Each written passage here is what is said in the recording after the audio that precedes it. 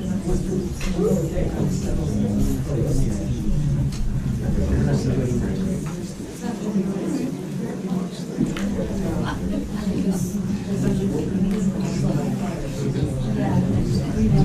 good?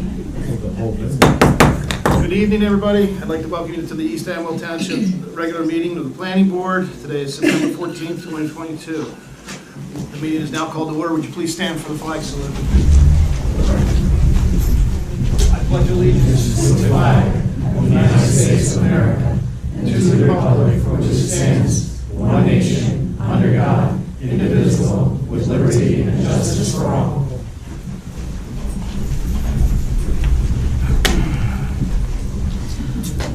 Review of the agenda. I think we're under new business. We're going to be postponing something, but that's come later. Can I get a motion to open to the public for items not on the agenda, please? Move. Second. All in favor? Aye. Opposed? Meeting is now open to the public to discuss anything that's not on the agenda tonight.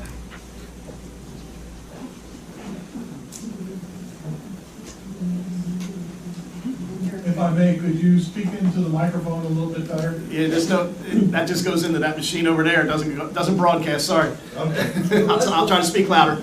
It was last week. Oh, it was? They were working, yeah. It's the way you set them up, I think. It says do not touch it. I don't want to get on that here, you know. This is above my pay grade. Wait. Okay. Seeing nobody from the public, can I get a motion to close to the public, please? All in favor? Aye. Aye. Opposed? Presentation of meetings, the minutes we will be carrying to October, the April, May, June, July, and August minutes. They are being worked on now, and they will be brought up at the October meeting. I need to get an approval for a resolution. The resolution is for C&E Route 31 LLC, intersection of Route 31 and Route 518, Ringgoes, New Jersey. Block 42, Lot 2.01.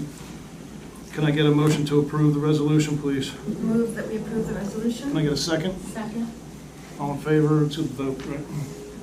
No, it's not all in favor, we have to do a roll call. Roll call.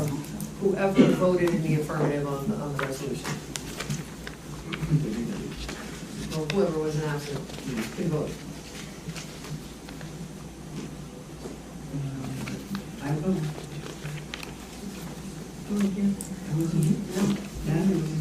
That was 13th in July. So Yeah. it's just John, Kit, Marty, and Jim. So, yeah, me, Kit, John, and Joel. He's not here.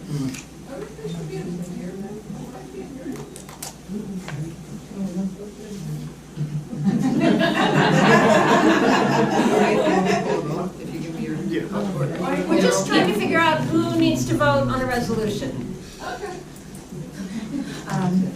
Mark Castellano, Kit Christofoli, Yes. John Mills, John Saramba, Yes. Tamara Lee, Tim Wiley, Yes. Mark Mills, Marty Simpson, Yes.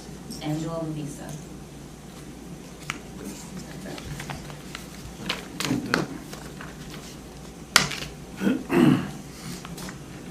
Unfinished business, UAW, Urban Renewal Housing Corp., AKA Region 9 Senior Housing, 20 John Ringo Road.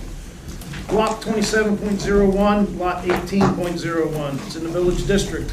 They're here for a use variance with preliminary site plan and bulk variances. Mr. Lanza. Yes, sir. Good evening, Mr. Chairman, members of the board, professionals, members of the public. My name is John Lanza. I have the privilege to represent the applicant in this application. We've had a partial hearing, and now we're continuing that hearing now tonight.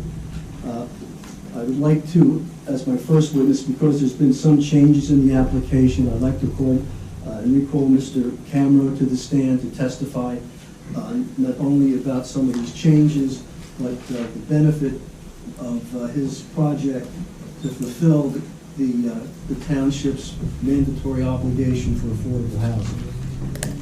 Can you hear me? No. All right. Let me see if I can.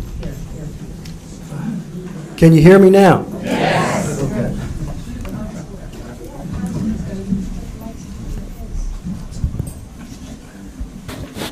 Mr. Chairman, do you care to swear the witness again? Or Okay, sir, what is your name for the record? John R. Lanza, L-A-N-Z-A? No, I'm sorry, your witness. Oh, sorry. That's Mark Camero. Mark Comro. And were you sworn at the July 13th, 2022 meeting? Yes, it was. You remain under oath. Thank you. But Mr. Comro, to begin, and speak into the microphone, please, could you, for the benefit of the people that weren't here, just briefly describe your project that you wish to get approval from this board? So I think two things. First, previously we had kind of reviewed a little about the project, and we also had talked about the existing house. You know, we want to be responsive to the community concerns, and we've decided that we will, not look for approval to demo the house. We're going to leave the house. I don't think they can hear you in the back. Can No. you just speak a little closer? I'm sorry. Is that better? That's okay. Thank you.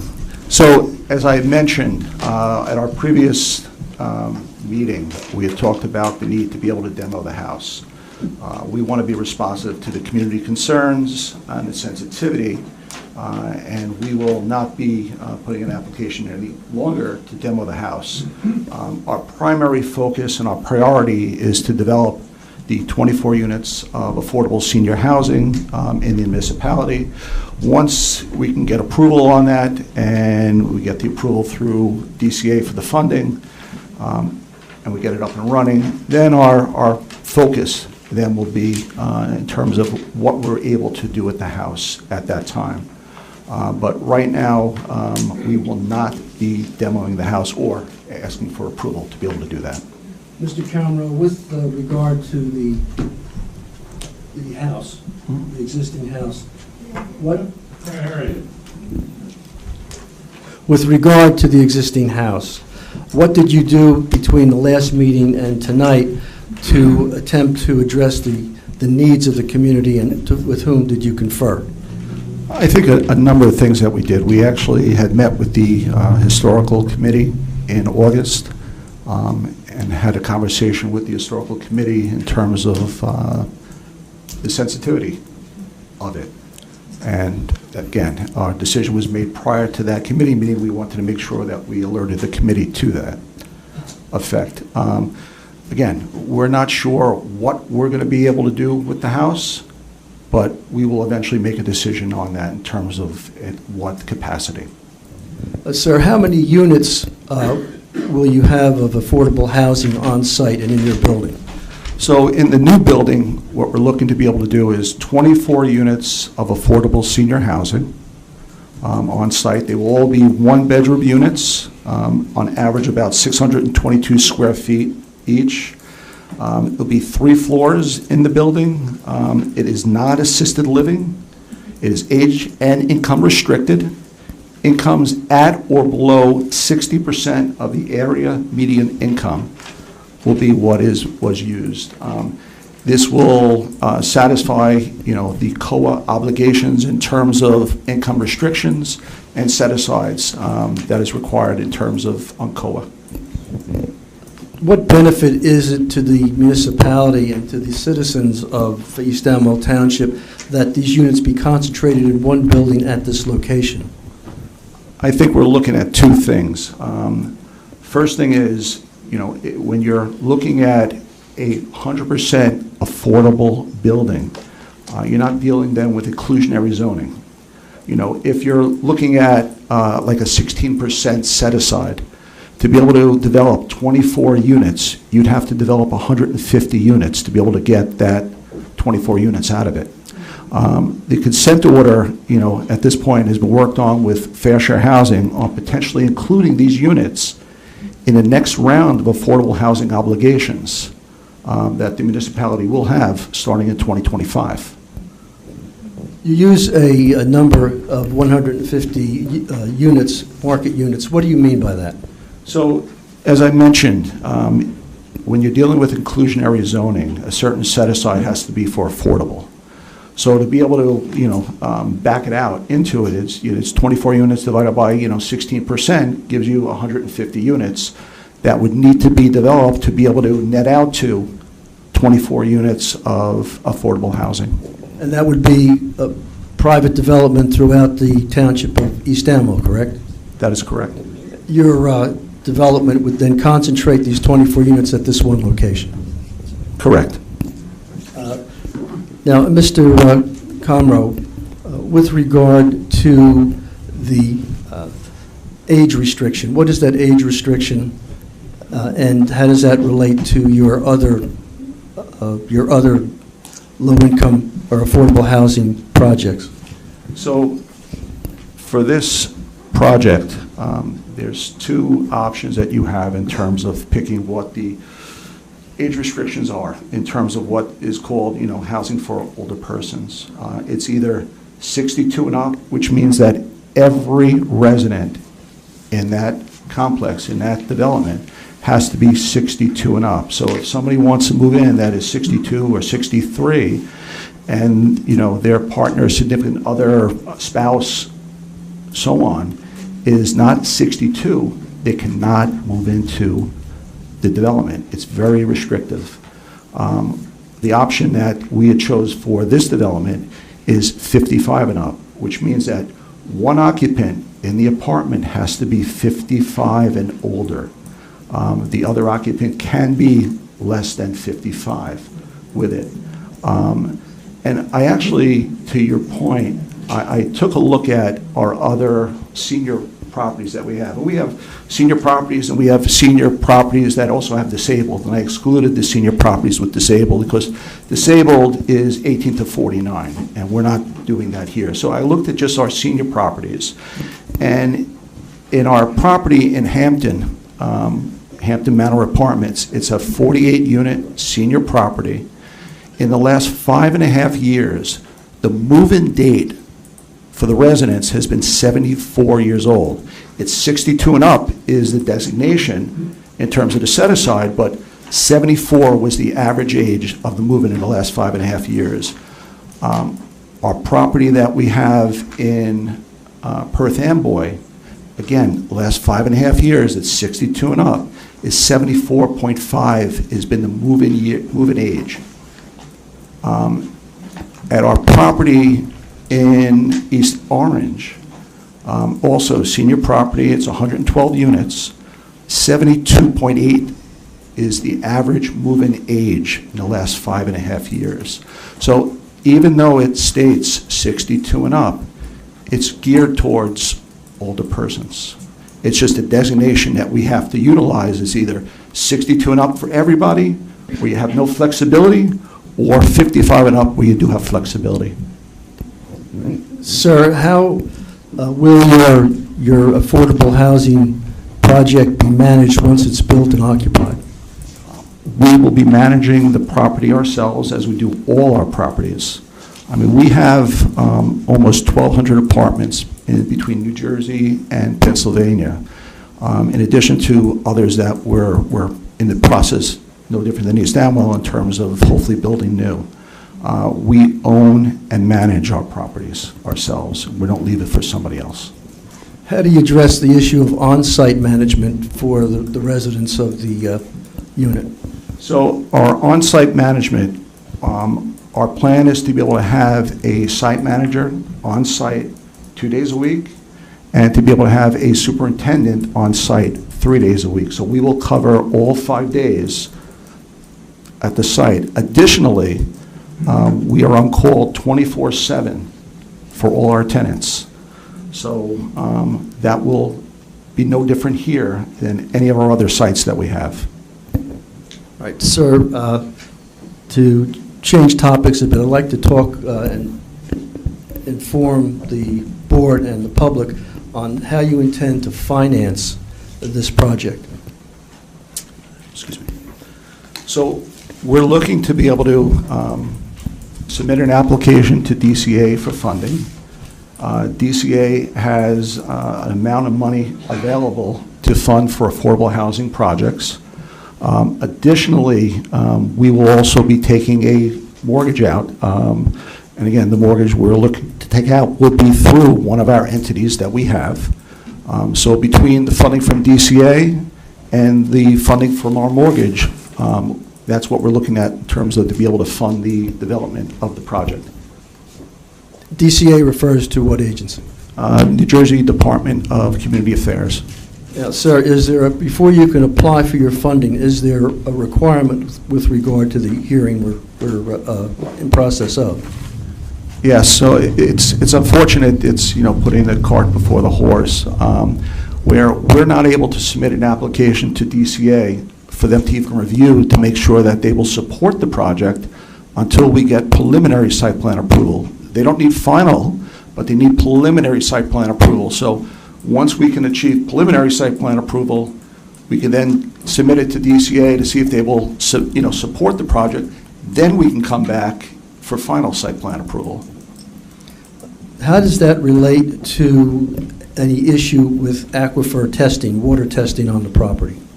So water testing, I know that one of our consultants will be talking about that tonight. But again, the testing of the water will be done, of course, before, final site plan approval. I mean, that's our plan.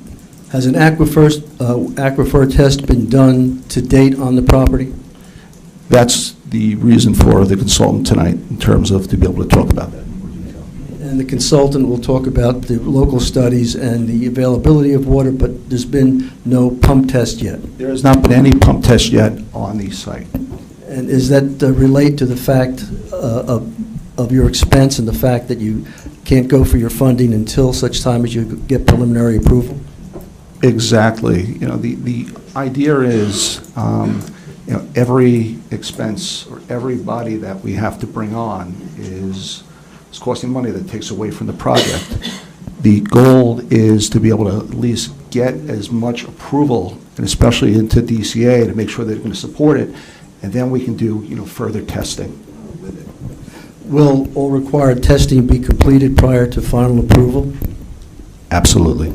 Are you asking this board to condition any final approval on the passing of aquifer testing and pumping? I guess that's for the board to be able to decide that. That's what you're asking? Correct. Also, did you confer with a representative of the fire department? I met with the fire department chief and the assistant chief. What things did you review with the fire personnel? Reviewed the building, reviewed the traffic flow, everything that kind of goes along with it. I thought it was a great conversation with them. There was really no concerns that they had brought out to us. Was there any issue with access of fire trucks, fire equipment, rescue equipment, or anything of that nature? No concerns with it. There was one request that the fire chief and assistant chief had, which is if there was any way to be able to have some type of access to go directly from their driveway to our parking lot, which is something we can talk about. And the fire department, their building is where is it in relationship to your project? It's right next door to the project. I know he's testified at quite length about all the other matters the last time we were here, so with that, I'll turn him over to the board for further questions.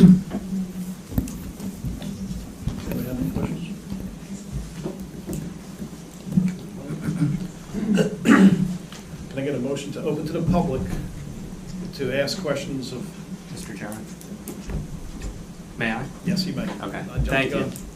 No, I just have a couple. See, you guys are down there tonight. You can- We got demoted down. No, I have a couple of questions for Mr. Comro. One, having to do, sorry.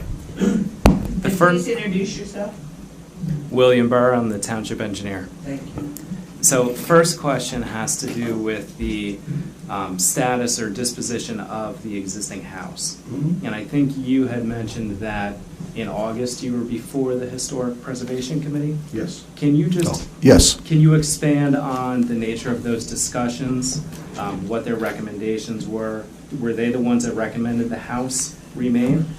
We came to the Historic Preservation Committee with that decision prior. So you came with the decision that the house Yes. is going to remain?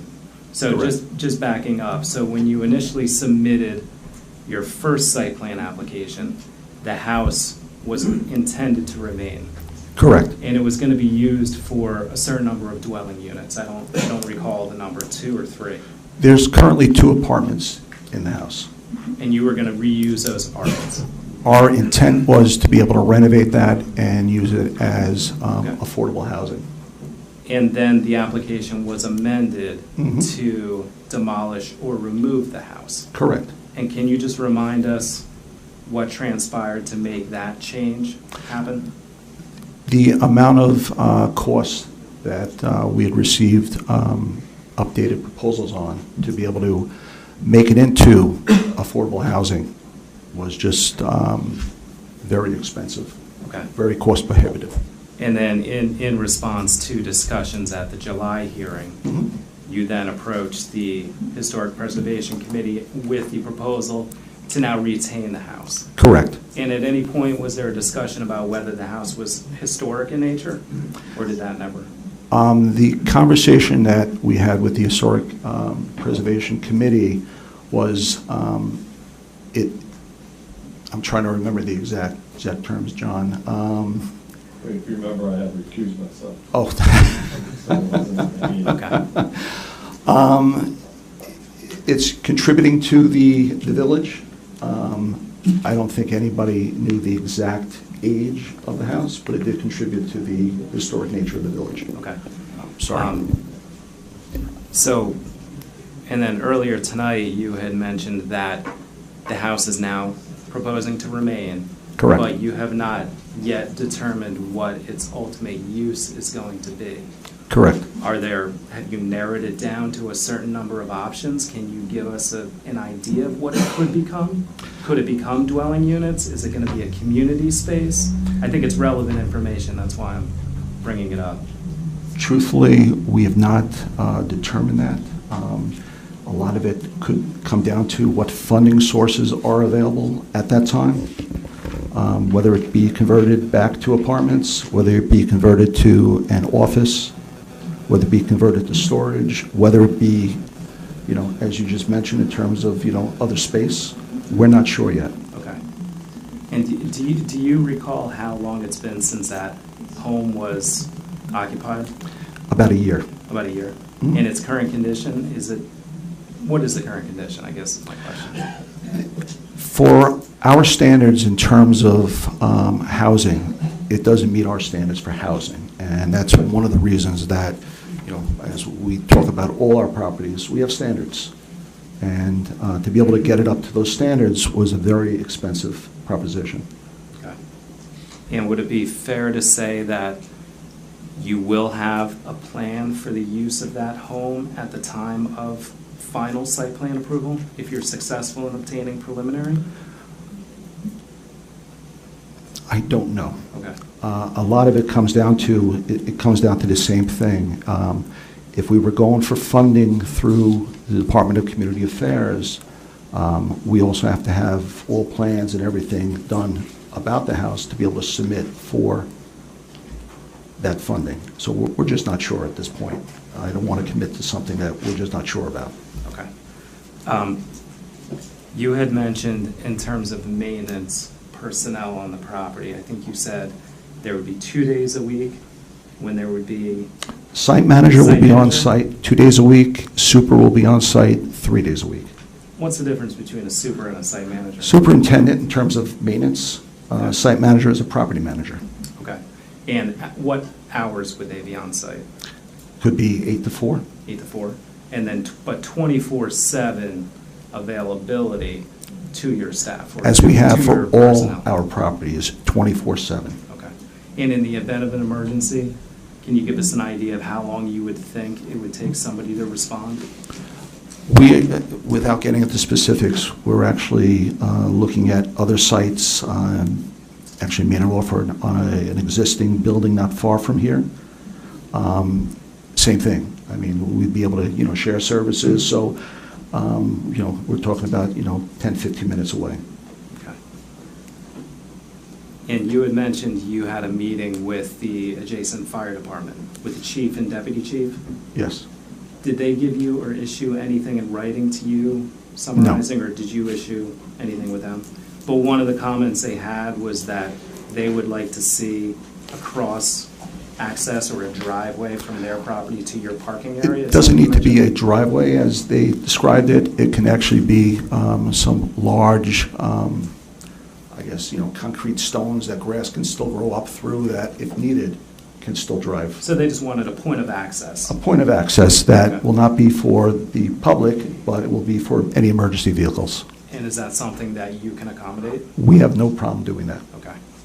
And last question had to do with the water supply issue that you were speaking about with the aquifer test. It's also applicable to your septic system. So in East Amwell, there's a very specific ordinance for each of those items that requires you to go to the local Board of Health for approvals. I guess my question is, are you aware of that, and will you comply with the requirement that you make application to that party for those specific issues? Again, I think our engineer, Eric, will be more adept to be able to answer that, but whatever the requirements are, of course, is what we will be complying with. Very good. Thank you. Thank you. Thank you, Mr. Chairman. No, you're fine. Yes, hi. I'm Elena Gable. I'm the board planner. To kind of piggyback off of what Bill was asking about for the existing house and the use, part of the reason why we want to know what the use is going to be, because that's going to impact, like parking requirements. And you currently require a variance for the parking. So we're trying to see, what that use is to make sure there is sufficient parking provided on site for whatever that use is going to be. I do have a question, though. The revised engineering plans show that there's an existing shed on the property and that it's proposed to remain. What's going to be the use of that shed? At this point, any structure that was on the property, we were just leaving. I don't have an answer in terms of what will be used for the shed. We're not going to use it for, any storage that we have. But at this point, we just made a decision that no structure right now on that property will be taken down. Okay, and this will probably kind of touch a little bit into, the ultimate use of the house, but if the existing dwelling requires septic or water, will that be tied into the senior housing septic system? We have two options that we can do with it. One would be to tie it in. Again, it could be separate well, tie it into the existing septic, or be able to have a separate septic field at the house. Like I said, we're not at that point yet.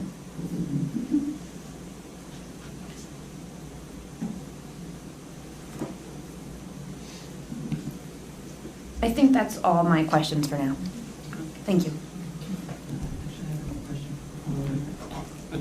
Maurice, you? No questions, thank you. Just one question. So you really don't know what you want to do with either the shed or the house? And if you don't figure out what you want to do before you get final on this, once you decide, if it turns out you need a variance for what it is you want to do, you realize you would have to come back here to get a variance and approval for whatever you might do with the house or the shed? Understood. Okay, thank you. I just wanted to, can you hear me? No. Our microphones don't do anything, so. They do. They do when you're posted. Can you hear me? Yes. Oh, okay, great. I just wanted to make sure I understood what you were explaining about the affordable housing. So this proposal would provide East Amwell with 24 affordable housing units in one structure, going Correct. some way toward what we're required to do by the state. Correct. Another way of satisfying this is having a private developer build something which includes some affordable housing and then a much larger amount of no restriction on the income housing. Correct. Okay, I just wanted to make sure that I understood. And this is a rental, correct? Correct. So typically, just for the board's information, typically, rentals are about inclusionary developments that contain rentals are generally 15%, a 15% set aside. So in other words, 85% are market rate units and 15% are affordable units. With for sale units, you usually have 80% market and 20% affordable. So this is 24 units and it's 100% affordable, and you said it was 60% of median income. The most it will be is 60%. We're going to have, So that's 30%, 50%, and 60%. 60%, so that's moderate. I just wanted to clarify something. So this property and this site and this development isn't in the township's housing element and fair share plan. It's not part of the settlement agreement the township has with Fair Share Housing Center. This is in addition to that. The township has satisfied its affordable housing obligation for the current round Yes. based upon the mechanisms such as inclusionary overlay zones and a market to affordable programs and so on and so forth. So I just want to make it clear that this, while these new units can be applied to the next round of affordable housing, nobody really knows what's going to happen in the next round, which I believe kicks off July 1st, 2025. 2025, yep. So I just wanted to let the board be aware that this is not part of our existing settlement agreement. No, it isn't. It isn't, and I think you have that in your report. And Mr. Lanza, if you could please get us a report from the fire chief detailing the conversation that was had and what exactly the fire chief is looking for, because I don't know how I would even reference that in a resolution at some point or how I would discuss it. So I'd like to see what the fire chief thinks he's getting in all of this, if you wouldn't mind. No problem. I appreciate it, thank you. It would hurt you, I think. No problem. I have one last question, if that's all right, about the affordable housing, and you're going to comply with the township's affordable housing ordinance, all of the UHAC regulations, all the deed restrictions, the affirmative marketing, all of that nitty-gritty, really fun stuff? Correct. Okay. I mean, we have, out of the 24 units, 4 units. I'm sorry. 4 units are set aside at 30% of the AMI. 8 units are set aside at the 50%. So again, you had to have 50% of, of the units, 50% or lower.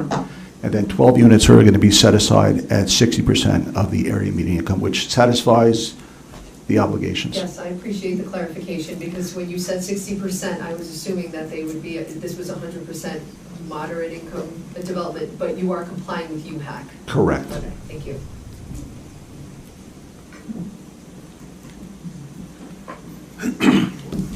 Can I get a motion to open to the public So moved. for just questions for Mr. Comro? That's just for Mr. Comro. Can I get a motion to open to the public?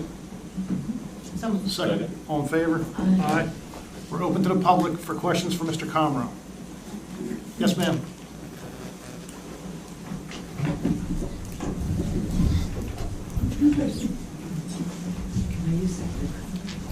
Yes. Hi, Mr. Comro. Candy Wiggum, 1116 Old York Road, Ringo's. I support this project, but I don't support the age cutoff. I think it should be 62.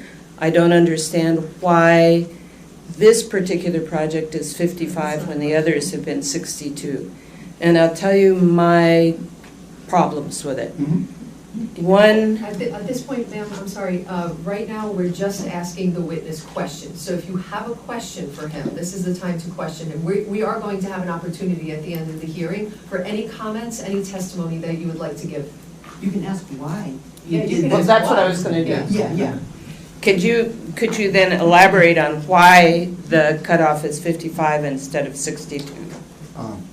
Sure. So back in December 28th of 1995, President Clinton signed into law the Housing for Older Persons Act that established it's either 62 and up or 55 and up.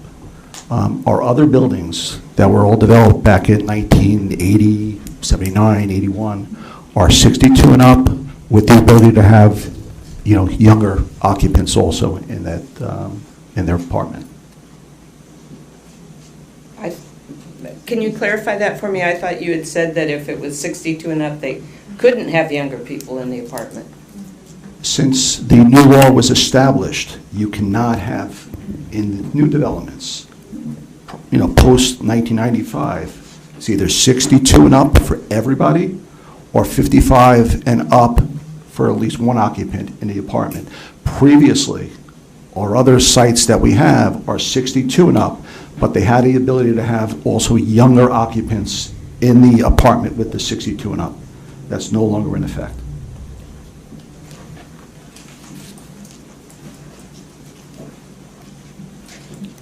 Anybody else?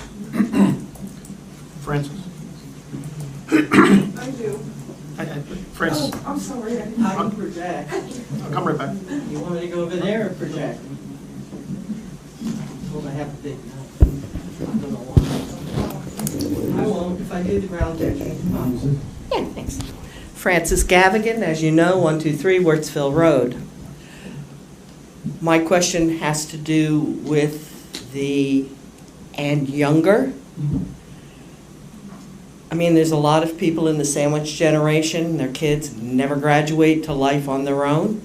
So we could theoretically have a senior and the kid that never launches and their boombox or whatever.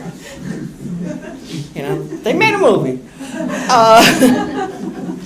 Is there a pressing reason why you're not proposing to have it a cutoff age, whether it's 55 or 62 and up? Does the law prevent, if it's 55, not limiting to that as the floor, or the 62? Oops. You gotta have the mic. We'll hit you. The law states that one occupant in the apartment has to be 55 and up. The property is going to be, again, marketed and will be run as a, affordable senior property. That's not the answer. That's not really an answer. Sorry, maybe I'm not being clear. Is there anything on the books, if you put it at 55, that says you must take people younger versus, hey folks, we're opening it up to 52 to infinity, so that there isn't anybody, the floor. So you're saying, let me just make sure I understand. So you're saying in the apartment with somebody that's 55 and older, you're saying, can you make that there's nobody that could be younger than that? Yes. Well, it's the same, same thing about 62 and up. You can't. You can have one person can be 55 and up. Somebody can be younger in that apartment. How young is your question? Yeah, it's the window. If it's 55 to 62 is the younger range versus 18 to 65, that is a different can of worms. Just asking if it's a legal issue, and that's probably somebody else's answer. You're not able to discriminate in terms of the ages that are in the property, as long as the one occupant is 55 and older. So if there's 72-year-olds in here, there can be 55, 45, 35, 10, whatever. There's got to be, I thought I had heard in a prior hearing that the intent was that it was sort of fellow blue hairs. And I think what I had stated earlier, Francis, hopefully gives a little more comfort to it, where in our existing facilities that right now have that 62 and up with the ability to be able to have, someone else younger in there, people that are moving in are in their early 70s. But that would not be a condition of approval, or would you be willing to have it a condition of approval that it could be at least 155 and up, and the older person like 10 years? It's Again, I guess what you're looking at is, it's illegal. You cannot discriminate. So theoretically, these 24 units, whether it's 72 or 55 or 62, can be generationally mixed. Potentially, they could be. But our experience, Francis, but I'm just saying, our experience in all our facilities is, that's not what happens. East Amwell is different. The water's a little foggy, the people are a little strange. I'm just telling you, I think that is a community concern from what I've heard. And I've seen a whole lot of 50-year-olds that never launched either, and they're still living with mommy and dad. Anyway, this isn't a sideshow. I just wanted to bring up the topic so that it at least is out there. Understood. Yep, okay. I'll get 5 minutes at the next television. Yes. Man with the yellow, I said it was weird. How tall is the building? Your name? sir, can you come up and speak to the microphone, name and address, please? You have to push the You microphone. have to come up to the microphone, sir, please, and just give us your name and address, please.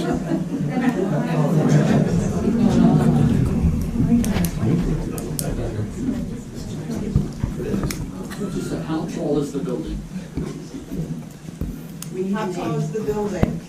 How high? Can you give us your name and address? Your name and address, You can't please? hear that good. We need your name and address, please? Oh, my name is Kenneth McSorley, 19 Toad Lane.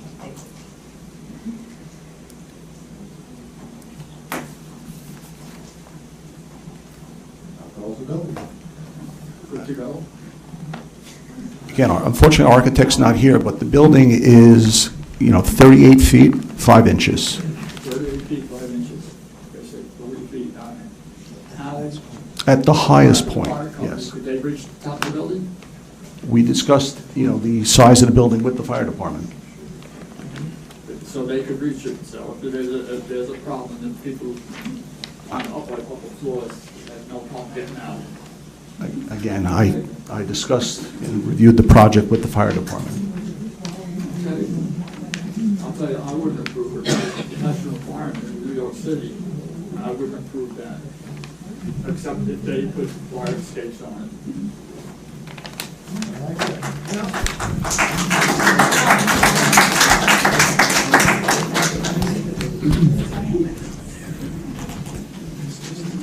I know.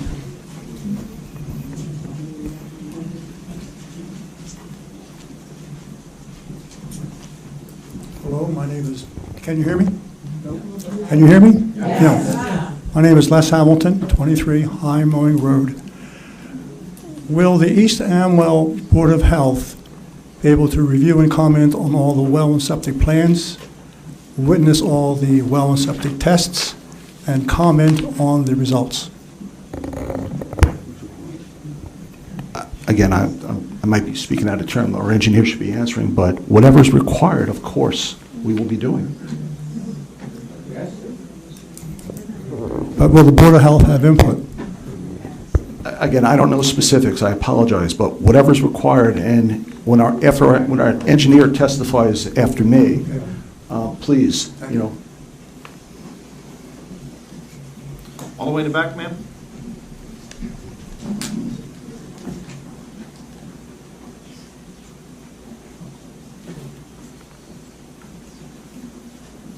Hi, I'm Stephanie Shiraka, 4 Myers Lane. I understand that they're one-bedroom units, but is there a maximum number of occupants per unit? 2. There's a guaranteed maximum 2? 2. Okay.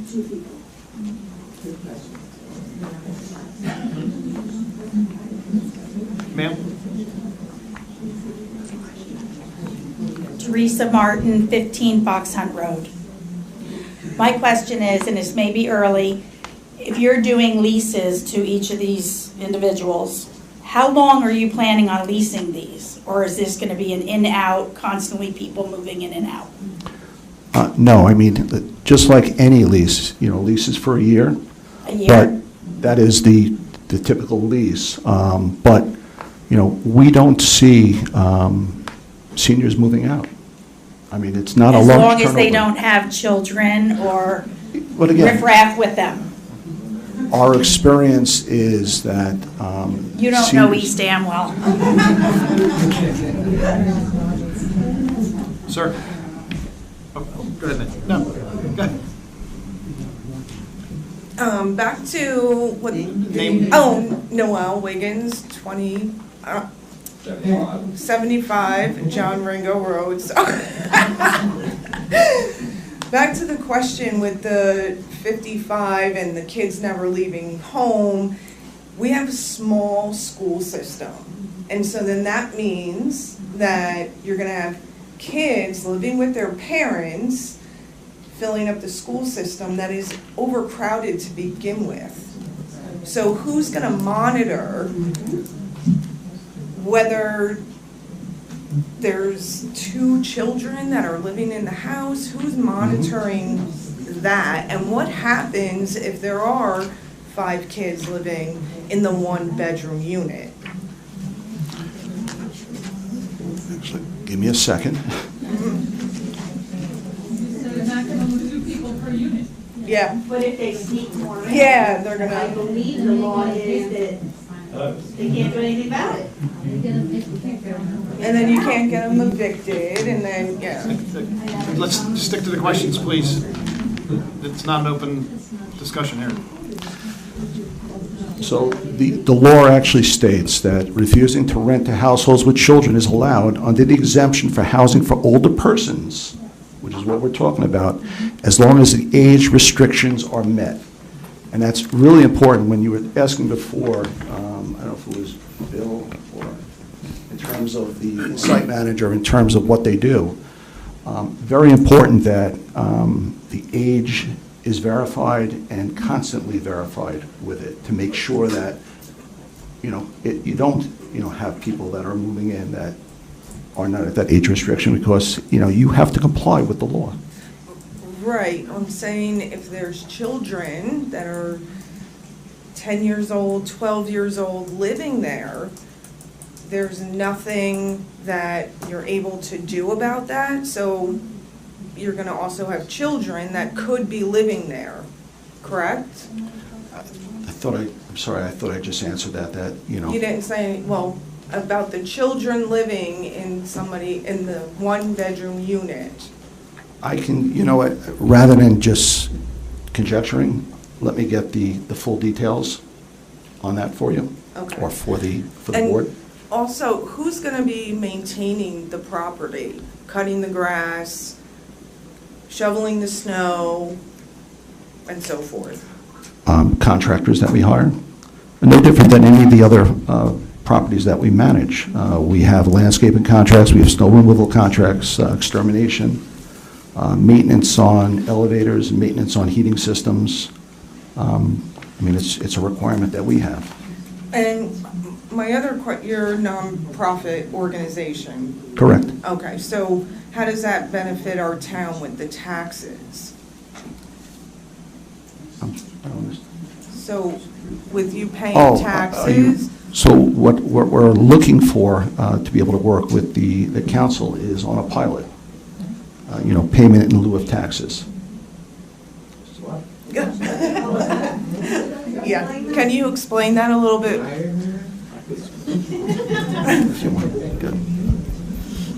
I think it's better if I just explain it. A payment in lieu of taxes is where there's an agreement reached pursuant to formulas between the governing body and they are a non-for-profit organization, and for this type of housing. The benefit is that all the money goes to the township, and the township decides how they want to divvy that up. It's less than, and there's a formula for it, it will be set forth in the agreement, where after a number of years, then the full amount of taxes will be paid. But in the beginning, there's a lesser payment of taxes. They call it a payment in lieu of taxes, and as a result of that, that gives incentive for developers to do these type of projects. So that means more building? No. Oh, okay. I just thought you said incentive to put more building. That's Well, all. well, I if there was another misunderstood. developer that came in with this type of project, they could apply for a pilot, and you negotiate that with the governing body. It's called a payment in lieu of taxes. There's a specific statute on it. Yes, sir. Hello. Hello. Leonardo DeCandia, 22 Fox Hunt Road, Ringgoes, New Jersey. I'm a CPA. I worked for Real Estate Development Corporation. What percentage of the project is going to be financed? You talked a lot earlier about financing. So our intent is the project total is going to cost about $7.4 million. $6 million is what the maximum amount that DCA will be able to fund the project. The remaining, we're going to have to fund, from one of our entities. And what's the liquidity of your corporation? Our corporation? Yes. We've been around for 52 years. No, that's not my question. The liquidity, the dollar amount, the assets minus the liability, how much do you have net? Do you have net profit, or you're operating at a loss? You have higher debt than assets? I would have to object to this line of questioning. This has to go. This doesn't go to the issue of this particular development, and to go into all this stuff now. We don't have our accountant here tonight, or anyone like that. He doesn't do this in his capacity as the manager, and to be hit with this, it's just irrelevant.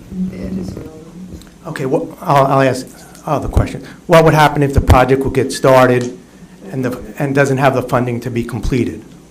The funding will be there to complete this project. That I can assure you.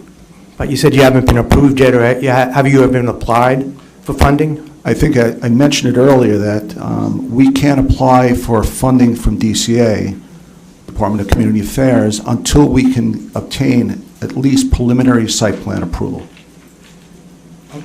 So at a future meeting, will you have your accountant so I can ask relevant questions on the financial stability of your organization? We'll address it at the time, but right now I would say we're more than likely not disclose that information. Not disclose that information. Are your reports public? The reports are public. Yeah, so you get them there. Okay, but I'm asking a question so that everyone else knows.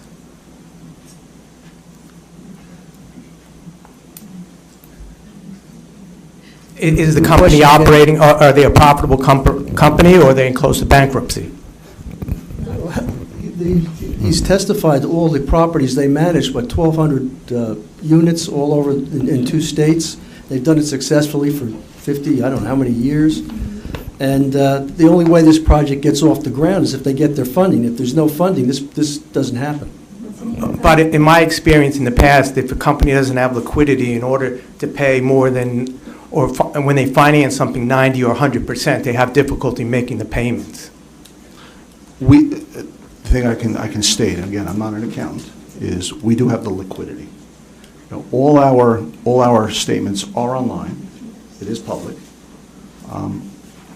We do have the liquidity to be able to do this project.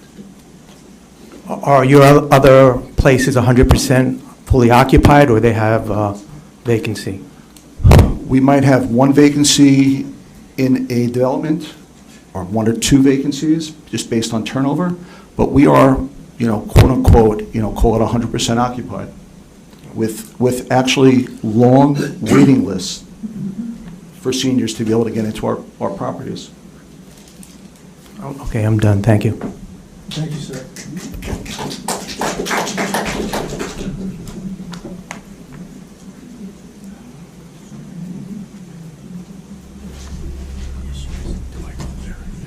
I'm going to hurt my back on this one.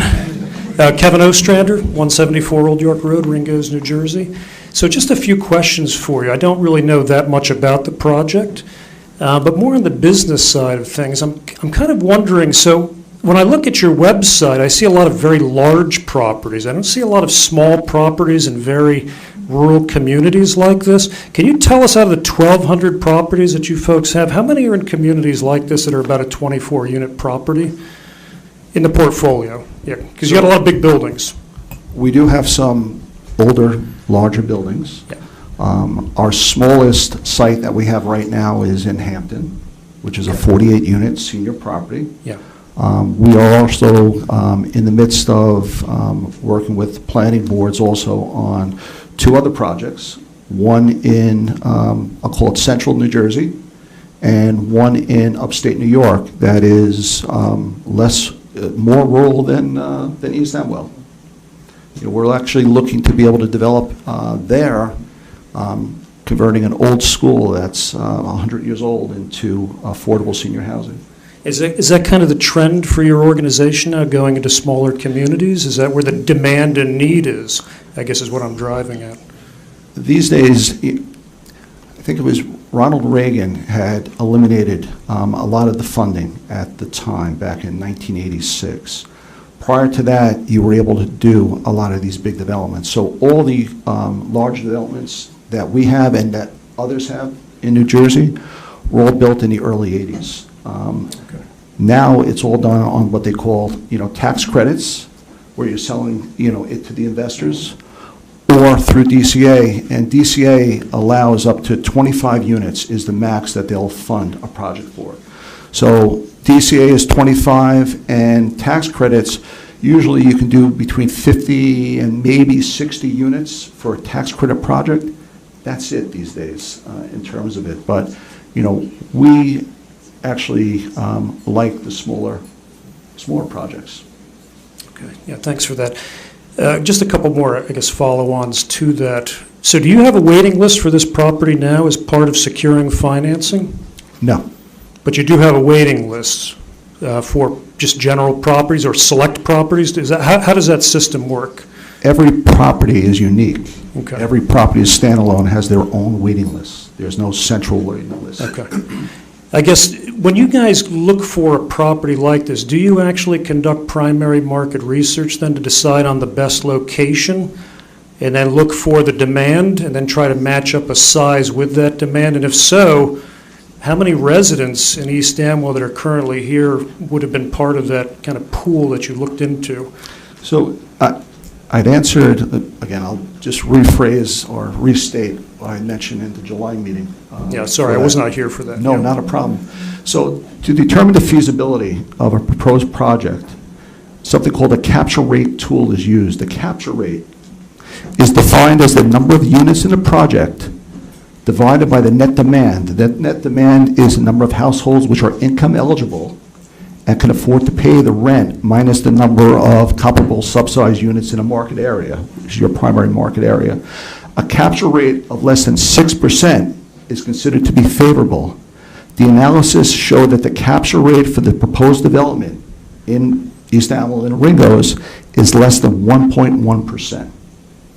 So very favorable in terms of, the primary market area that we're looking at. So if we could maybe convert that to the number or percentage of the units you have, how many of those do you think would actually be occupied by current residents of East Amwell? No way of knowing. I'm sorry? There's no way of knowing. Again, it's that's against the law to... It's not discriminatory. It's just a function of running some analytics just to see what the market looks like. I know what you're saying. I'm not asking for preference. Well, I would like to see that for residents, right? But I know you can't do that. But I mean, it would strike me that you must have a good feel for it to want to set up camp here, that there would be quite a few residents that could take advantage of that immediately and get on your wait list once that's available.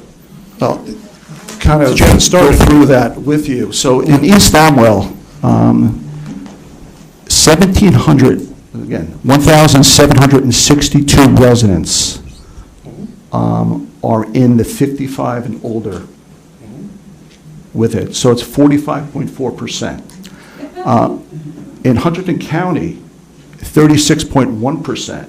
So East Amwell, of course, has a higher percent of 55 and older residents.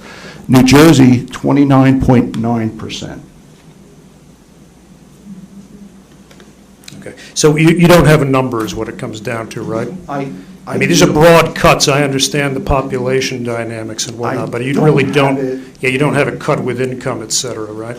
Not handy with me. Okay. I mean, I think, look, for the community, I think that would be important to note. I mean, if you're building something here, it would be great if the local community could actually take advantage of those units. I think in general, these projects are admirable on the surface, but as you start digging down a little bit, it does make you wonder a little bit how beneficial it really will be. So that would be just something of interest to have in the future. So thank you for your time. Appreciate it. Thank you.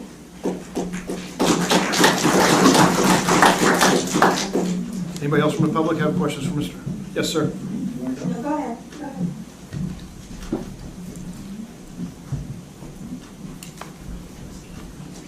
Elena, can they pick that microphone up because everyone's bending down?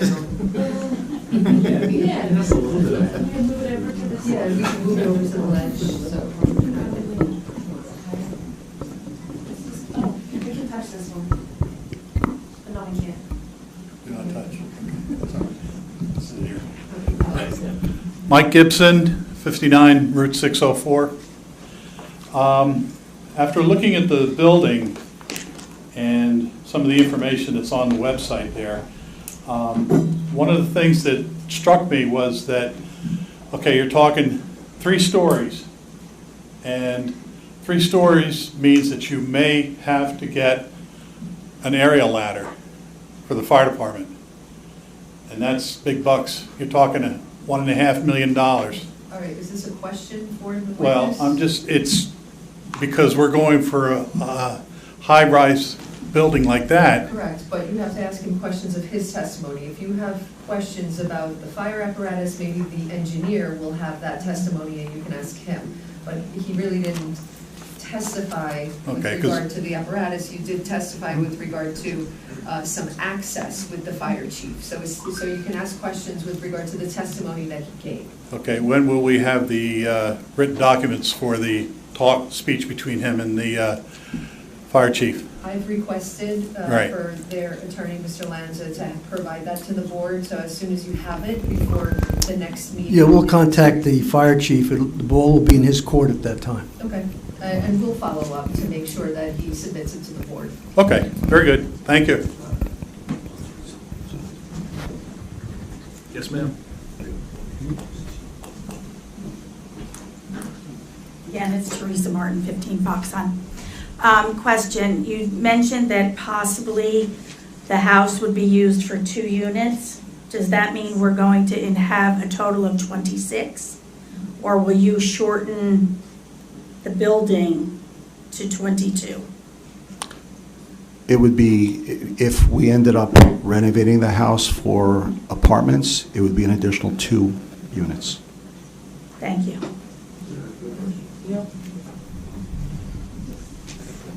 Yes, sir.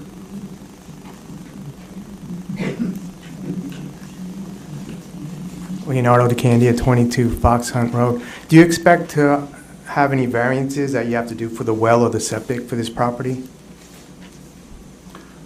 Have you done any site structure testing? I think it would be a great idea if we just wait till our engineer testifies after me, if that's okay. Oh, okay, he's coming up. Yes. He's coming up tonight, you mean? Yes. Oh, okay.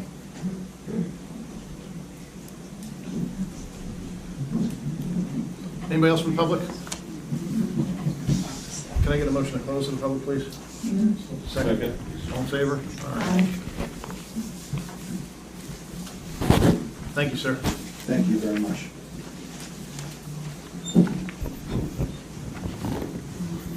With your permission, Mr. Chairman, I would call Eric Rupterain, our engineer. Yes, sir.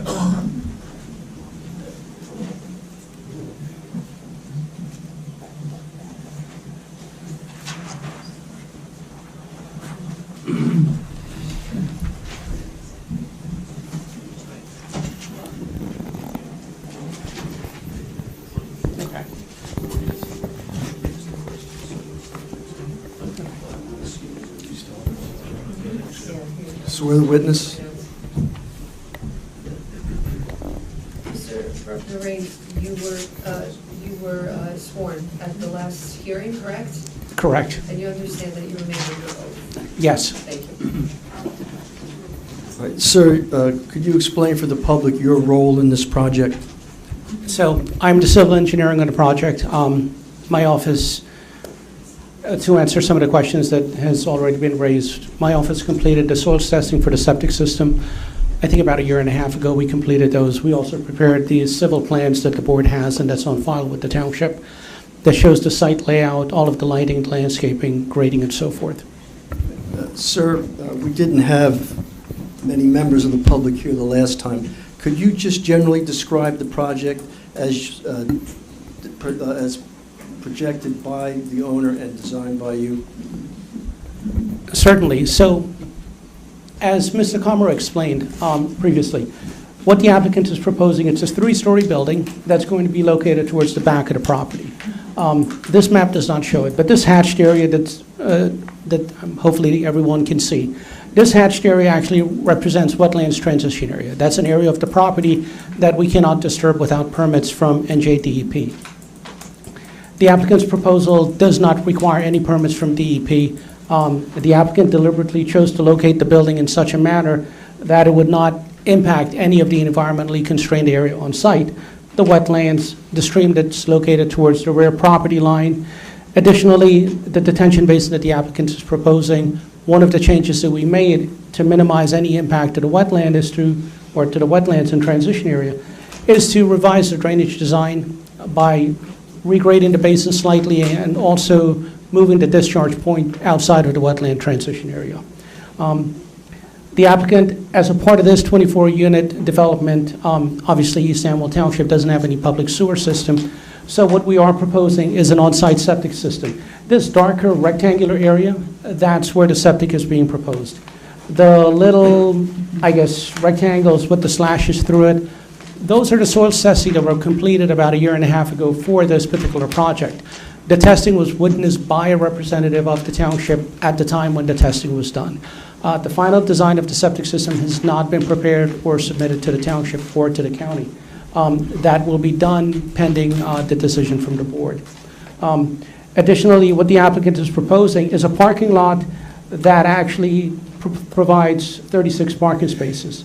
The existing building that's to remain is located along the front of the property, and the existing driveway is located to the south of that building. The applicant's new driveway will be a 2-way drive. It'll be wider, 24 feet, as compared to the existing 1-lane, 10-foot wide gravel driveway that exists on site right now.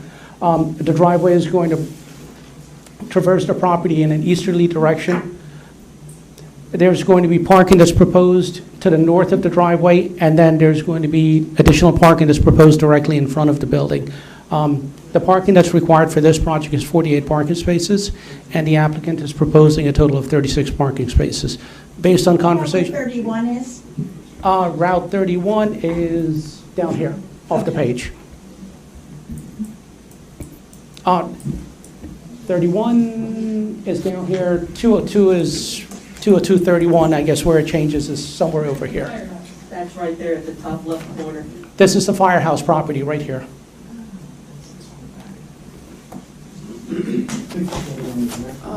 No, I think it's just a grading.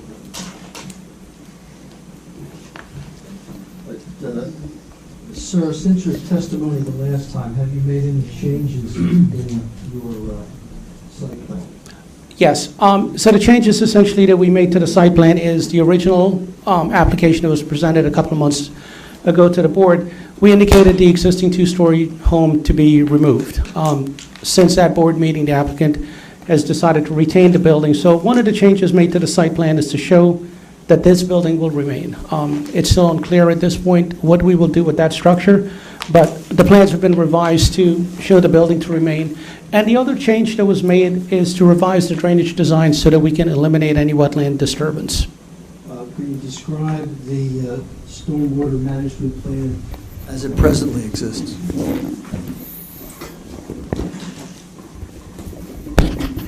So what the applicant is proposing for stormwater management is a bioretention basin. And down in this southerly portion of the property, south of the proposed building, this is where the detention basin or the bioretention basin is going to be located.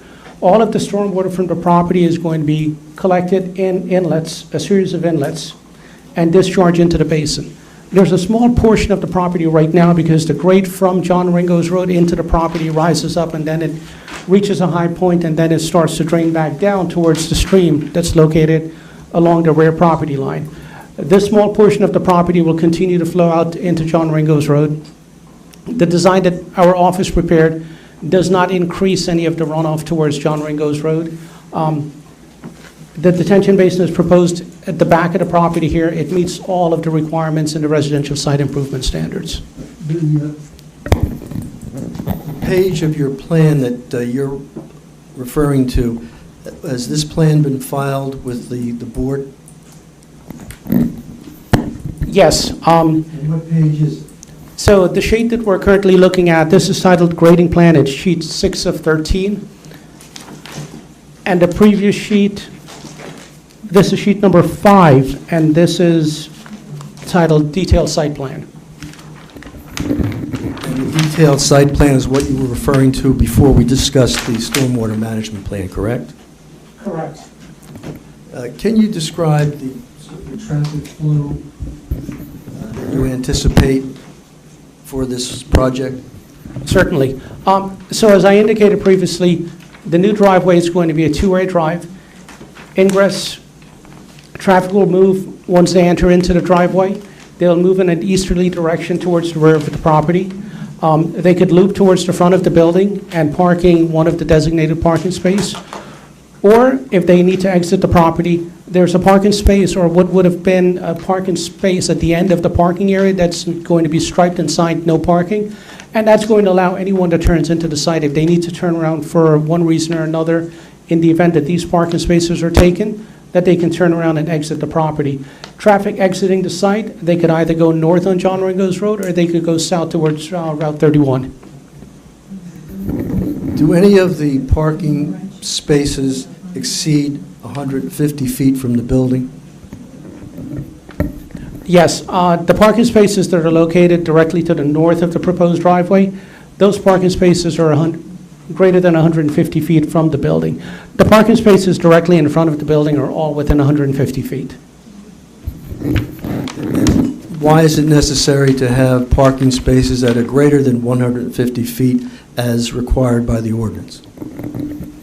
So in order to provide the parking that's required and also to accommodate where the septic system has to go, it's necessary to lay the parking lot out in such a way that we can provide the required parking while also meeting the other criteria that's established in the ordinance, primarily the septic system. Additionally, the existing dwelling that the applicant is now proposing to remain limits where the ingress-egress on the property can be.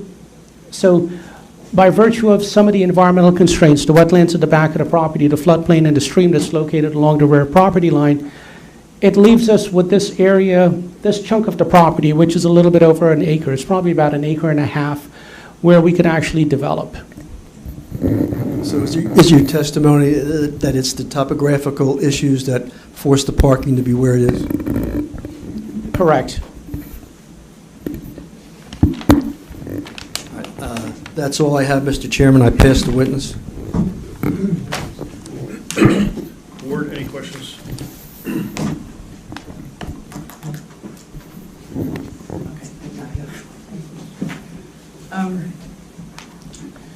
It looks like there's only about 10 feet from the building to the wetlands transition line, is that correct? Approximately, yes. Okay. And I'm sorry, I don't recall, do you have an LOI? So when we submitted the application, there was a valid LOI. An extension has been filed. I've requested a copy of it from DEP. I have not received it yet. There was 2 extensions filed. The applicant, when he purchased this particular property, it was one of the lot that was subdivided some years back. The lot that remained with the original applicant, they also filed for an LOI extension. So DEP has on their website a tracking tool that you can use to follow applications as they move through the approval process. The LOI extension that was filed has already been approved. So I've requested a copy of that. I do not have it as of right now. Okay, and this is a 50-foot buffer? How big's the buffer? 150. 150? Yes. Okay. Do you really think it's possible to build a 3-story building 10 feet from an LOI, from a buffer line? Yes. With without disturbing the Yes. transition area. Correct. Can you explain how that's going to happen? So this building is a relatively light building. Although it's a three-story building, it's not a building that's going to require massive foundation. What we anticipate, and the architect will certainly testify more to this, but it's going to be, in essence, this is almost like a two-story, 2.5-story residential dwelling. We have a flatter pitch roof, that's why it's only 38.5 feet high as compared to 35 feet that's permitted in the zone. There's no specific requirements regarding the foundation. It's going to be a strip footing, meaning that along the bearing walls and the perimeter of the building, the footing is going to be constructed. Most building footings are probably 2 to 3 feet wide, and we have ample room at the back of the property between the transition area and where the building has to go, that it's not going to be necessary for equipment to be placed in the transition area in order to construct the footing. And 10 foot at the back of the building, scaffolds or other types of things that are necessary to finish the back of the building, that's more than adequate. Okay. And there's a bit of a grade difference between the front and the back. Is that going to be exposed foundation, or is the building stepped? So I'm not quite sure the finishing on the back part of the building, Okay. how much of it will be exposed. There will be some portions of the foundation that's exposed, but I do not know what the finishes are. Because it looks to me like the grade in the front is 204, and the grade in the back is 199. I believe that's correct. Finished grade. But I assume all the floors are flat, they're not stepped. Correct. The floor inside the building is level. The septic system, I don't know if there's another name for it. Is that a hoot system? So what we're proposing, the hoots they're fine, but what we're proposing is biomicrobics. They make a better system, in my opinion, and those systems are typically more for commercial application. So what we're proposing as a part of this would be to utilize the biomicrobics technology as a part of this site in lieu of the hoot systems. Thank you. You're welcome. Anyone else from the board? Ellen? Elena? Can you provide some testimony about pedestrian circulation on the site? I know you guys added some sidewalks. Certainly. So what the applicant has done, originally when the application was submitted to Hunter County, there was a recommendation that came back from the county that for the applicant to install sidewalks along our property frontage. The applicant agreed to install the sidewalk. At that time, when we submitted the application, this was at the prior meeting, the applicant did not have any sidewalk along the parking lot that goes perpendicular to John Ringo Road. We did have sidewalks along the front of the building, and those sidewalks still remain. What the applicant is now proposing is a sidewalk that goes along the perpendicular parking all the way out to John Ringo Road, so that pedestrian circulation from the front of the building through the parking lot along the sidewalk, they can enter onto John Ringo's Road, and there is limited sidewalk and walkways along John Ringo Road. Are there any concerns about connecting that sidewalk to the building and maybe adding a crosswalk or extending the I know the sidewalk kind of ends right where some of the septic equipment is, but is it possible to extend it across there and add a crosswalk for the people walking from those spots to the building? We could certainly look at that with the applicant. I think it might be possible, because we had a brief conversation previously about the possibility of doing that.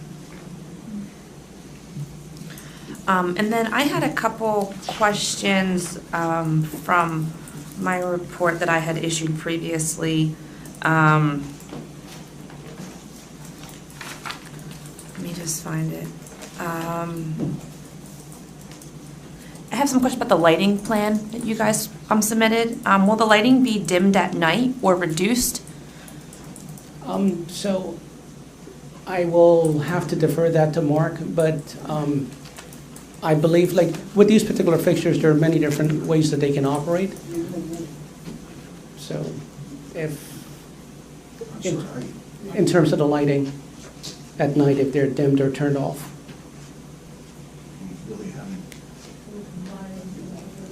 Yeah.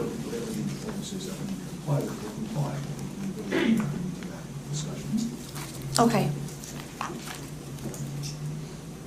Everything that we do is very security conscious for our residents. Is that something that you anticipate having figured out by the time you come back in for final site plan? I think at that time, we'll have a better handle on how the site will operate. Sure. And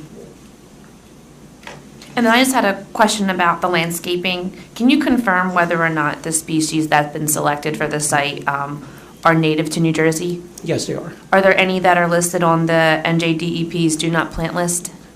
So the species that we chose as a part of the landscaping were taken from the DEP manual, as the ones that are listed as native.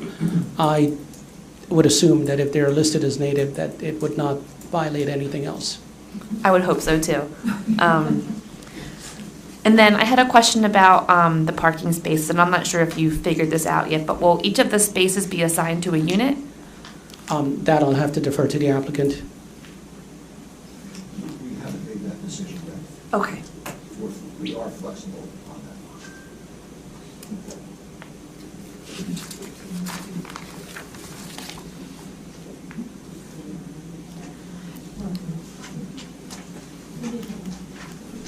I know at the July meeting, there was some testimony provided about the electric vehicle parking spaces. I just wanted to note that, those locations aren't shown on the revised plans.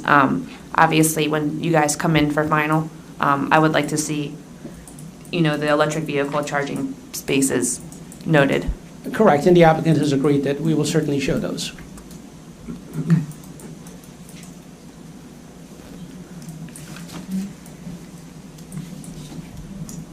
And now I'm going to ask a question about the building height. I know it's kind of like a hybrid between an engineering and an architectural question.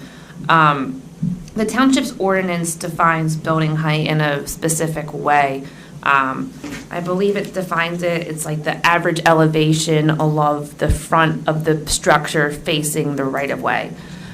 So I'm not sure if there's been a detail submitted pertaining to the building height to confirm that it doesn't meet or exceed that 10% above the township's ordinance requirement, which I believe puts it at 38.5 feet. But I would just like to see some type of detail provided confirming that the D6 variance isn't required and that it's only a bulk variance for the height of the structure. So we do have the grading along the front of the building, but we can certainly provide you with detailed spot elevations along the front to confirm that. Sure, that would be great. The architect will testify. Okay, wonderful.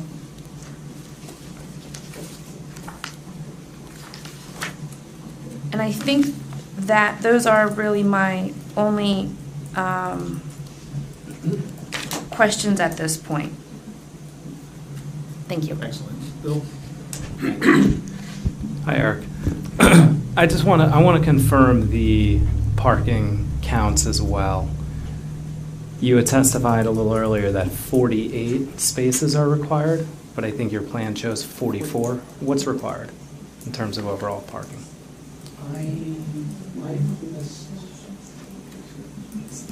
44, my apologies, I misspoke. It's 44 spaces. 44 spaces required. 36 are currently proposed? Yes. And has the plan in any way been altered to adjust the parking layout or count as a result of adding the home back on the plan? No. So it's the same as it was? Correct. Is there, and I'm sure you've looked at this, but is there any opportunity to introduce more parking to lessen that Deviation. deficit? I think there's an opportunity where, in speaking with the applicant, that we could probably gain perhaps 2 additional parking spaces towards the the firehouse property by moving things around within, I guess, the body of the lot. I think we could probably gain about, I would say 2 spaces seems to be the maximum from looking at it. And could those 2 additional spaces be accommodated while still preserving, I guess, the request of the fire department that we heard through the applicant's representative for the access way? Yes. Do they both coexist? Correct. Okay. As far as drainage is concerned, stormwater management is concerned, you had provided an updated stormwater report. Yes. That complies with the township's stormwater control ordinance, correct? Correct. can you just describe for us if any changes were made to accommodate the additional runoff from the increased coverage, sidewalk, and the building being added back? How is that going to be captured and detained? So the analysis does include the updated sidewalk along the I guess that little, the perpendicular parking to John Ringo Road. The report has been updated to include that. The building presently, the existing dwelling flows towards John Ringo Road, so the analysis was updated to include that also. Okay. You had mentioned that you adjusted the grading slightly in the basin and that you also revised the drainage outfall, the flared end section. Correct. That was the sole goal there, just to eliminate the need to go to DEP for permits? Yes. Because at the prior hearing, you had testified that you did need DEP permits. Correct. So because of those changes, no longer need DEP permits, and you have a valid LOI, although you don't have the approval in writing yet for the extension of the LOI? Correct. Correct, okay. You heard board member Lee's concern about the location of the wetland buffer in relation to the building. Would it be appropriate, and would your client agree to a condition if this is approved where that buffer line is staked out in the field with snow fencing or another appropriate material to ensure that construction doesn't encroach into those constrained areas? Yes. Okay. Good. I think if I had anything else. The septic system. 2 questions. When I looked at the revised plans, it looked like the system moved slightly. Did the location change? So we did move it, as Mark indicated previously. What we're going to do with the existing building is still in flux. So I did move the septic system around in order to accommodate the possibility of having to build a septic system for the house or for that building. So that was going to be my next question. The plan that's shown right now, in concept, the layout of that septic system is just sized for the new building? Yes. That does not account for the existing house? Correct. But your testimony is, depending on how that house gets connected, whether it be to the new, well, there's going to be potentially 2 new systems, either the one, you could connect to that, or you'd build a second system for just the house? Correct. Either way, there's enough space for both options to work? Yes. Okay. And you did perk tests on the current location? Correct. A year plus ago? Was there anything in those, in the tests that would indicate that a septic would not be appropriate based on your review? No. Okay. And you understand the need to have to go to the Township Board of Health for approval of that septic system? Yes. And you agree as a condition of any approval that you will follow through with that? Correct. Okay. I think that's all I had. Thank you. Thanks, Bill. Thanks, Eric. Maurice? Thank you. Good evening, Eric. Good evening. I understand that you met with the fire department. Is there Can you identify yourself? Maurice Rached, that's Rached, and I'm the board traffic engineer. Thank you. Was there any request or requirement by the fire department that you could not meet or could not accommodate? So Mark met with the fire department, and based on the information that he conveyed to me, the one request that they had is to try to interconnect the 2 parking areas, their parking lot and ours. So part of what we looked at in terms of the grading, yes, it is something that we can do. And as I believe Mark indicated previously, certainly if the applicant at the time of final. And I think the interconnection would be beneficial, by the way. In terms of snow removal, have you looked at that? Are you comfortable that you have places to store snow and remove snow? I think like all parking lots, usually whenever it snows, most of the time it's just plowed and pushed off into the grass area. In our particular case, we've got more than ample grass area, for instance, where the septic system is, that I would anticipate all of the snow being pushed in that direction and not towards the building. Okay. How about access to the septic system and to the biomicrobics area? So where we have right now the actual septic tanks is in that island area, which is directly adjacent to the drive aisle itself. That provides more than adequate access. It's one of the reasons why we chose to put it in that particular location. But these systems generally, in terms of the access, they don't need maintenance weekly, monthly, or yearly. It's not something that you have to, for lack of a better term, baby in order for them to work. They generally functions once they're designed correctly and they're installed properly. The system functions. Thank you, that's all I have, Mr. Chairman. Thanks, Maurice. Excuse me. Can I get a motion to open to the public for questions for Mr. Roopnarine, please? So moved. Second. All in favor? Aye. We're open to the public for questions for Mr. Roopnarine, please. Candace?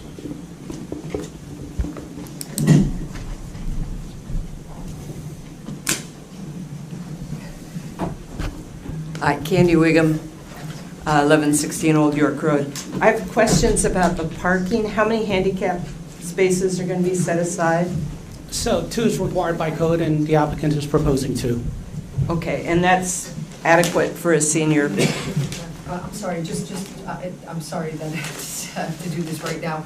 Let the record reflect that Mr. Saramba left the dais at 8:31 PM. Thank you, that's all I wanted to do. Continue, I apologize. And that's considered adequate for a 24-unit senior place? So the code requires, the way the code is laid out, it gives you groupings of parking. So for instance, 1 through 25 requires 1 ADA accessible space, 25 through 50 requires 2, and 50 through 75 requires 3. The only other particular use that requires more is when you have a medical facility. Okay. Other than that, basically every other facility other than medical, that's what the requirement is. So there's no differentiation between senior and non-senior? No. Interesting. And EV places, how many EV parking spots are there going to be? So I do believe that we're required to provide 4 parking. Okay. And right now, what we're anticipating is to put the EV parking spaces down towards where the existing building is. Okay, and so that's 6 places, and will those places, out of necessity, be reserved only for EV and handicap? So in terms of the handicap, they have to be reserved for handicap. The EVs, I don't know the particulars. I've seen it both ways where other cars are parked in those spaces that are not being charged. And how was it determined that 36 places were adequate for this building? So in speaking to Mark, when we were laying the site out and designing the property, just based on his current occupancy at the other facilities, Mark was actually recommending that we had too much, that he thought that 1 would have been more than adequate, just given what they see at the other facilities. But that is also, isn't it, facilities where the average age is 74 for move-in and not 55? So they're older communities, yes. Yes, so they're likely to have fewer cars and fewer need for cars than working people. Yes. Okay. All right. That's all I needed to know. Thank you. Oh. Okay.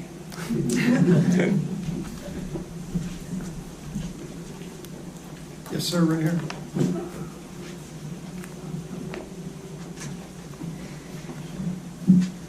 Hello, my name's Gary Mertz, 1114 Old York Road. Eric, how are you doing? Good, Gary. Good to see you. Good presentation. A couple quick questions. Well, and where is that going? So the well right now, I believe the well is proposed towards the back of the building. And it's okay, in the wetlands, it's okay to drill there? So it's not in the wetland, but it's basically right on the edge. Okay, near the basin? Yeah. Okay. The pole height for lighting. We've got residences, to the south, east, west, whatever it is, not to the north. It'd be nice to see those to be the low-level height on the pole lighting for the parking, if possible. So I don't have that plan mounted. It is a part of the set. Right. But I do believe what we have are the lower height fixtures would be the ones that are along the smaller parking area. Right. And again, they're full cutoff fixtures as I testified the last time. Okay. And we do meet the lighting requirement at the property line that the ordinance specify. Okay. There's a couple magnificent large trees. One is directly right behind the house, and one is up near the first building for the fire department. If possible, I think those would be well worth saving. I think the septic is clear of them, but there's some magnificent trees that would be great to see on your plan so we can save them. No comment? I don't know specifically which ones you're talking about. Oh, yeah, you'll see, yeah, when you go out there, you'll see them. And the sidewalk in front, there's some grading issues out there, which, because the way the yard currently just slopes down to the Correct. road, are you cutting into that berm to get that sidewalk in, I assume? Yes. Okay, because that's definitely some issues, handicap particularly. That's all I got, thank you. Welcome. Mr. Jones?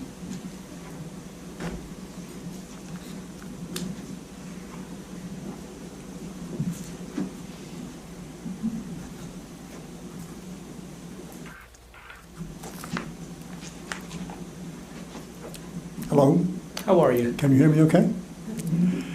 My name is Les Hamilton, 23 High Mowing Road. Did I hear you say that when snow is being plowed off the parking lots, it can be pushed on top of the septic field? Yes, Really? correct. Did the Board of Health, East Ammo Board of Health approve that? So there's no restriction or regulation that prohibits it. Septic systems, when they're designed, primarily what you try to avoid is tracking equipment on top of it. Now, that being said, they're not going to drive on top of it. I was going to ask, would you put something around the field permanently to indicate where the field is located? So as a part of the design, the corners of the field, we're required to provide inspection ports. So those are visible on grade. So in essence, that will mark the four corners of the field. And I think I heard you say that your lighting, which is required for safety, I understand, will meet the township's dark skies ordinance? Yes. Great. Just a quick question on parking spaces. How wide will they be? 9 feet. Ah, okay. Thank you very much. Welcome. Yes, ma'am.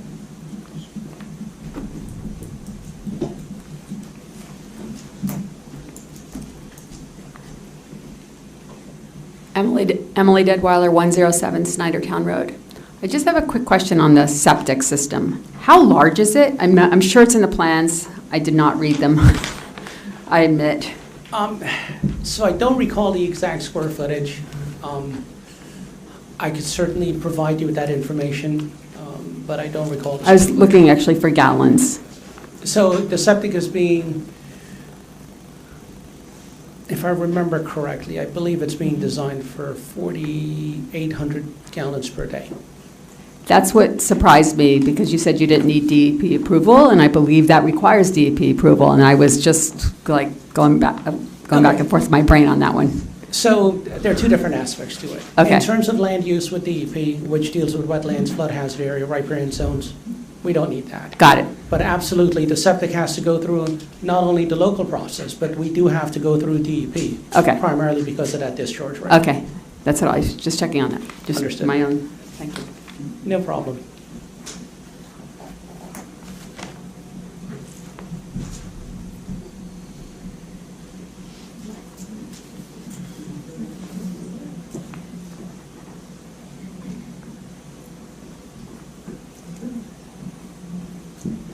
Good evening.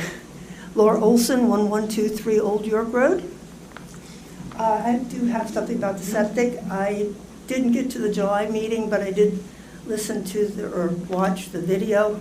Got a headache from that one. Has the soil testing actually been completed? I thought I heard you say on the video that it had not been. No, we have. So all of the little, I guess let's call them targets, the little rectangular with the triangular hatching, that's where the testing was done. It was completed probably about a year and a half ago, maybe 2 years now, and they were witnessed by the township. So we went through the appropriate process in order to have them acceptable. I don't know how I missed it, because I walk past there every day and I didn't see any dirt movers. I know. Where is the proposed reserve area? Because I don't see it on mine. So this property there's another portion of the property that actually goes out towards John Ringo's Road. Mhm. We're anticipating that we might have to use that area as a future reserve area. It's a vacant piece of property. It's not encumbered by wetland or transition areas. And it's large enough to accommodate that size septic That system. little hook at the southern end or whatever it is, it has quite a bit of flood zone there. Okay. You mentioned the advanced treatment units that are under consideration to pre-treat. What exactly are they? Are they these peat systems or whatever? Or, and you mentioned that the county approval of the design was hopeful. Do you anticipate a rejection? Have these units been used in other residential units similar to what's being proposed? So the ones we're proposing to use are the biomicrobics units, and they're typically more for commercial application because they're just better units. The HOOT system or the peat system, they're more apt for single-family residential Well, homes. they're the ones I'm familiar with, and that's why I was just asking exactly what the difference was. It's basically the same thing. It's just it uses slightly different technology, that's all. Okay. I thought I heard or read, is the 200-gallon-a-day wastewater calculation based on single or double occupancy? So the code doesn't deal with the number of people, it just deals with the bedroom count. So for age-restricted one-bedroom units, that's what the code requires. And these would be totally under the responsibility of the developer forever and ever and ever, and the township would have no responsibility at all for this septic? Correct. Okay.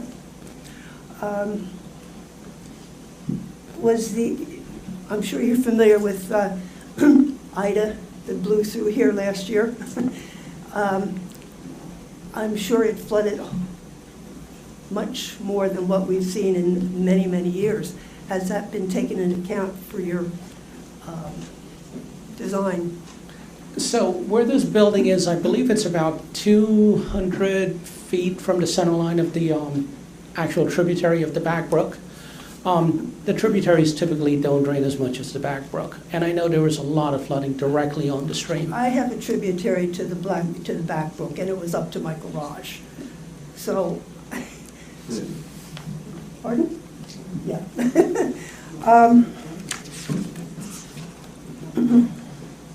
There was something about you said about the wells. Something else. That's it for right now, I guess. I can't remember. I know, the well, that's what it was. Will this be a commercial well? I know you said you're going to go by township regulations or whatever. I am really concerned about the water level for everybody in this township existing right now. We don't need to drill new wells or whatever if something is pulling to subsidize something that's not common in this particular little village. So our geologist is here tonight, and I'm sorry. Okay. So I guess you're going to do the well testing? I think you agree. There was some agreement, I thought, that they were going to.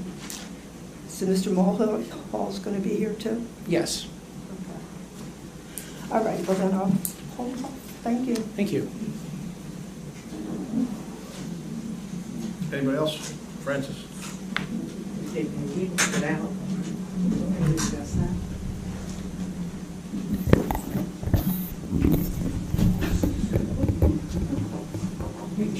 Okay, I'm good at sharing, I'm good at projecting too. Still Francis Gavigan, 123 Wurtsville Road. The house that's going to be staying, which is the current ingress, you're planning to keep it, that is correct? Yes. Now, unless it's changed since I drove by there, it is a sunken roadway and there are humps, you know, the bank, and I've got a picture here that I took, but not unfortunately of the driveway, where the house and the front yard is substantially above grade, and that is mirrored on the other side of the actual roadway. Are you proposing to raise that roadway so that a car, a little car, or an EV car, or whatever, is more than just HUD lights coming out and visible from where 31 comes in? And also for and I brought this up the last time, there's how the cars going in and out are across, I believe, from residences. I might be wrong on that one. If I look at the map, it's that here's the house. I think there's residences down here. By the firehouse, it's basically a commercial space. And this roadway, so that is something that people see. 179 coming through here is dangerous. I had asked if you would consider, and it may not have been considered, that to change the in and out to the side, the property line, and possibly getting a easement to be closer to the substantial driveway in and out for the fire company, because they're going to have ingress either way, and that would certainly be much closer to 179. That could be, it's worth your life to get in and out of it, and nobody's house is dealing with it. Did you consider, I know you did the drill tests here, but since you've moved the septic field to adjust closer to the parking lot, that might suggest that it could be adjusted, and that there could be a way, because you're going to be putting an access point anyway, to go out here past the firehouse. Did anybody consider that as being less intrusive to the neighbors, less of a traffic bottleneck, and possibly more acceptable to the poor person who lives across the street from the house, and the house next door has had problems from former tenants and things like that? So you've got a residential envelope east and adjacent to your current roadway, whereas you would not have that impediment if you worked with the fire company and went along the setback line, and you might require a setback waiver, but there might be a net benefit. Have you considered it, or would you? So, parts of the question I'll have to defer to our traffic engineer regarding the intersection and how it functions. However, what I can say is, in terms of the driveway, I don't believe we have a residence directly across the street from the driveway. I think that's the library or the back end of the post office. That's in that area. Relative to the property or the residence to the south of us, we deliberately chose to, in laying the parking lot out and designing the parking lot, to have the parking on the north side of our proposed driveway, primarily so that the cars, when they're parked, they're not facing the residence. And then also to further provide some privacy to the residents, what we are proposing along that property line, on our side of the property line, there's going to be a double row of evergreen planting separating us from the neighbor. So I believe the applicant has done pretty much everything that we can within the constraints of the site that we're dealing with to provide as much privacy to the neighbor to the south. Other than flip the driveway to the firehouse side? we I'm not being, understood. the universe has a way about it, and it is still adjacent to somebody's house. I don't know if you're proposing to do evergreens all the way down to John Ringo Road. I can remember that resident complaining about there being heads or something in the attic at eye level and being disturbing in the past. 34 plus cars coming in and out might add another level of whatever. Also, your traffic person or you may consider that across from the firehouse is that commercial space that comes to a point, and there might be an opportunity to improve that intersection, possibly with some grants that we could obtain, not necessarily putting it all in your lap, so that that could be a safer intersection. Because as it is, you take your life in your hands in this particular part of town. So I will defer a lot of the safety issues. I do hear your concern, correct. Okay. Yes, ma'am. Thank you. You're welcome. Is it okay if I go to that microphone? Because I want to- Absolutely, come on down. Thanks. Joan Willen to One Fisher Court.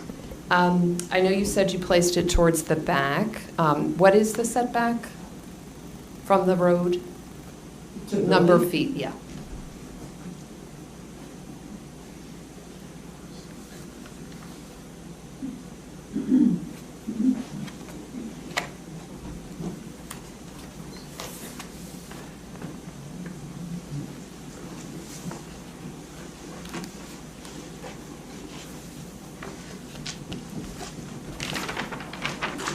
So to the corner of the new building, which would be the southwesterly corner, it's 269. Okay.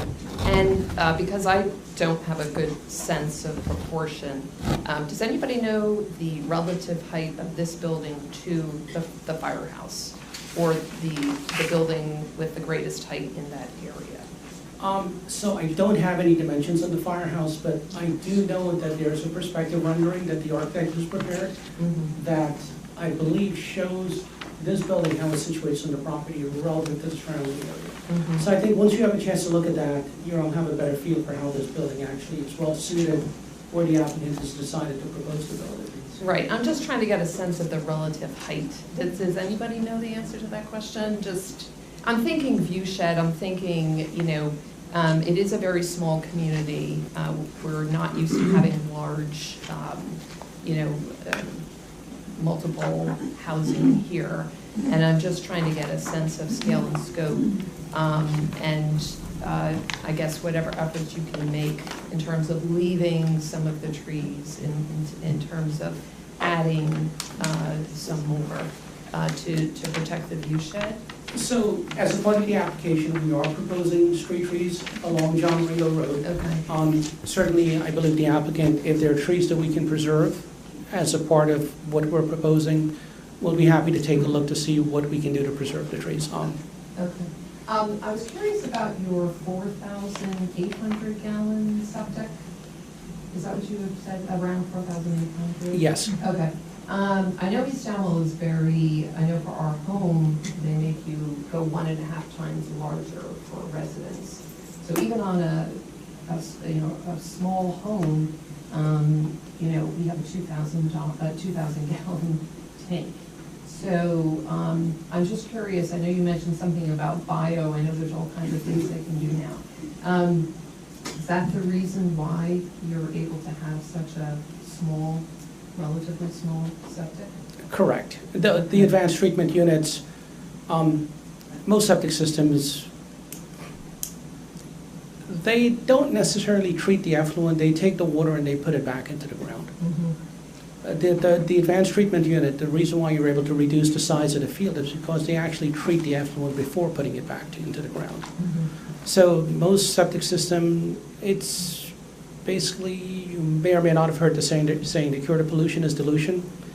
meaning that if you've got a contaminant, it's not necessarily a problem if it's in small enough quantity.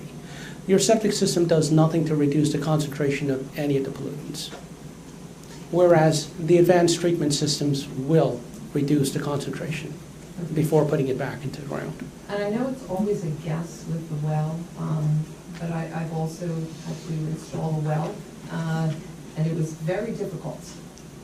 So I don't know, where I don't want you to, be walking down the path and not knowing what's in front of you. I'm curious what your, how you're ascertaining your ability to potentially get, Sorry?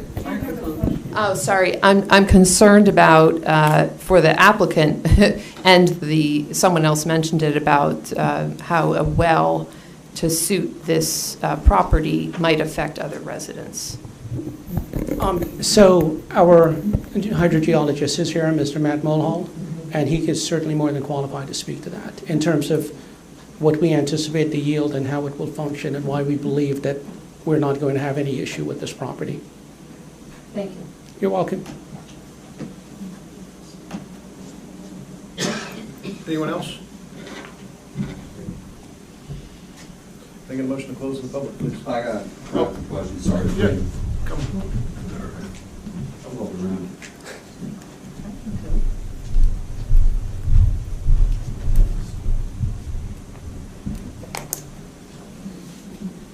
I apologize, I've been up since 3:30 a.m., so bear with me.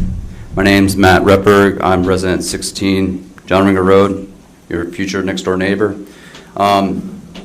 So, your drainage basin, okay, with your parking lot, what is the flow direction for stormwater runoff? In the parking lot, with the grade elevation, what direction does the water flow? So the parking lot, number one, has curbing along both sides, which will control and channelize the flow. In essence, the driveway portion of the parking lot, just where the entrance is without any parking, that flows out onto John Ringo Road. Okay. Everything else flows towards the back. It's collected in inlets and pipes, taking into the basin, and then the basin is discharging towards the wetland. Okay, can you point out on the map where that actual point of separation from the road then goes back towards the basin?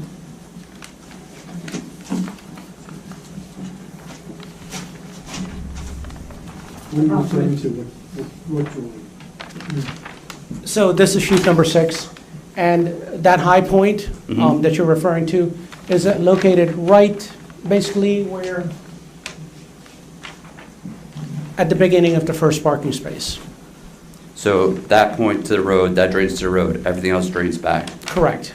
Okay, so we're gonna say potentially that any motor vehicles that are in that parking lot that have oil leaks, antifreeze leaks, transmission leaks, anything like that, relative to any normal parking lot, will have the potential with rainwater, stormwater, to drain into that basin next to the protected wetlands. So, and this is the reason why the state and the federal government decided to change some of the stormwater regs many years back. So part of what the applicants are required to do is to provide water quality treatment. The bioretention basin does that. I'm not talking about the biodetention, I'm talking about contaminants from motor vehicles draining into the water. So it doesn't drain into the water. It goes into the basin first, where it's actually treated in the basin before it leaves the basin. So water treatment occurs in a multitude of different ways, but the vegetation that's planted in the basin actually provides water quality treatment. The vegetation takes up a lot of the pollutants before the water is discharged. So all the water in the parking lot goes through your treatment system? Yes, there's a requirement that the water quality storm has to be treated, and the applicant is meeting that burden. Okay, because my, well water is right there. That water table is not that deep. It's probably, what, from the lowest part of the basin, it's what? The water table is less than, what, 8 feet? I trust what you're saying, but in terms of the design, the applicant is complying with the performance criteria that's been established by the regulations. Okay. The septic system, how far below grade is it located? Where does the top of the actual, treatment area begin? Is it like 3 feet below grade? So we haven't completed the design of the septic system yet. Okay. At this point, my estimate is that the septic system is going to extend probably about 8 feet into the ground. And Okay. it might be about 1 or 2 feet above the grade. Okay.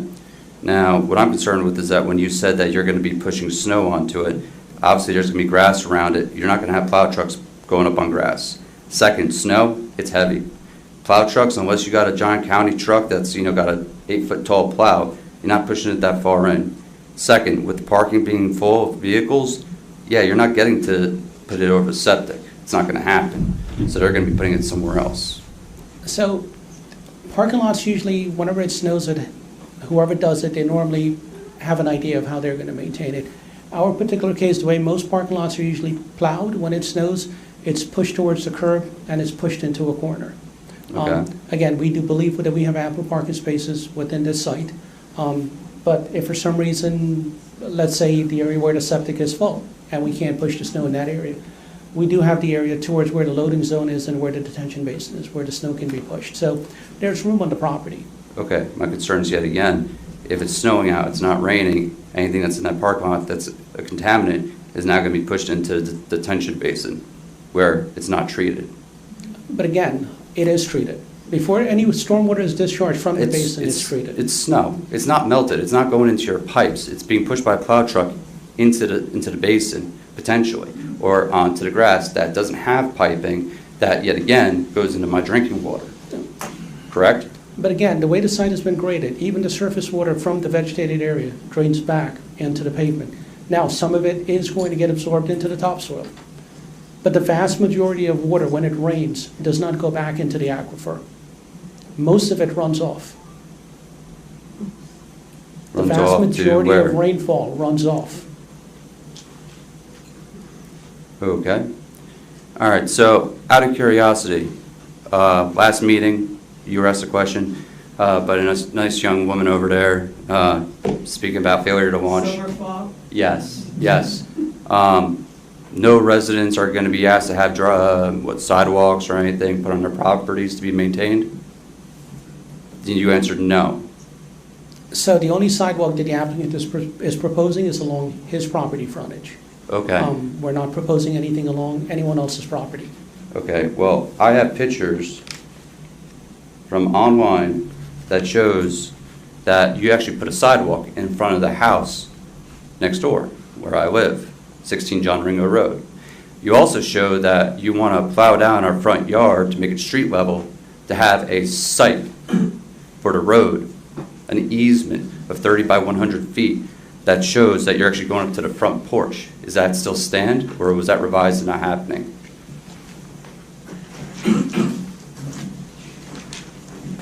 So if you're referring to this plan, the easement that the applicant is showing. Bear with me, I can't see. Take your time. Yes. Front porch right there, 30 by 100 foot easement benefiting lot 17, which I don't give permission to say that benefits. What is that easement for? So part of the applicant's submission, it requires approval from Hunterdon County. We did receive a review letter from Hunterdon County, which made certain requests of the applicant. So part of their request was to grant site easement, not only to serve our property and our project, but easements that would also benefit adjoining driveways. So that's why, so for instance, you see certain easement that may reference benefiting your property, but the restriction is only on the applicant's property. There's no requirement that you have to grant an easement. No, I know I don't have to grant it. I can be forced to grant it, right? Well, that's a whole separate issue that the applicant is not a part of. Well, this is the thing. Your project that you are a part of is going to possibly force that easement without my permission to happen on my property. But yeah, you're involved. Yeah, you're responsible. It's because of you it's going to happen. So yet again, I'm asking, with your project, you are now potentially forcing me to accept an easement against my will to have my front yard reduced all the way up to the front porch to accommodate your site for a safe entrance and exit of your parking lot. So the easement the applicant is proposing benefits your property. How? So you just referenced the one that says benefiting your property, and you did not consent, and I don't argue that point. The county asked us to provide an easement that would benefit you. It's not to the applicant's advantage that it benefits him. It was a request of the county. It doesn't impact what the applicant is doing.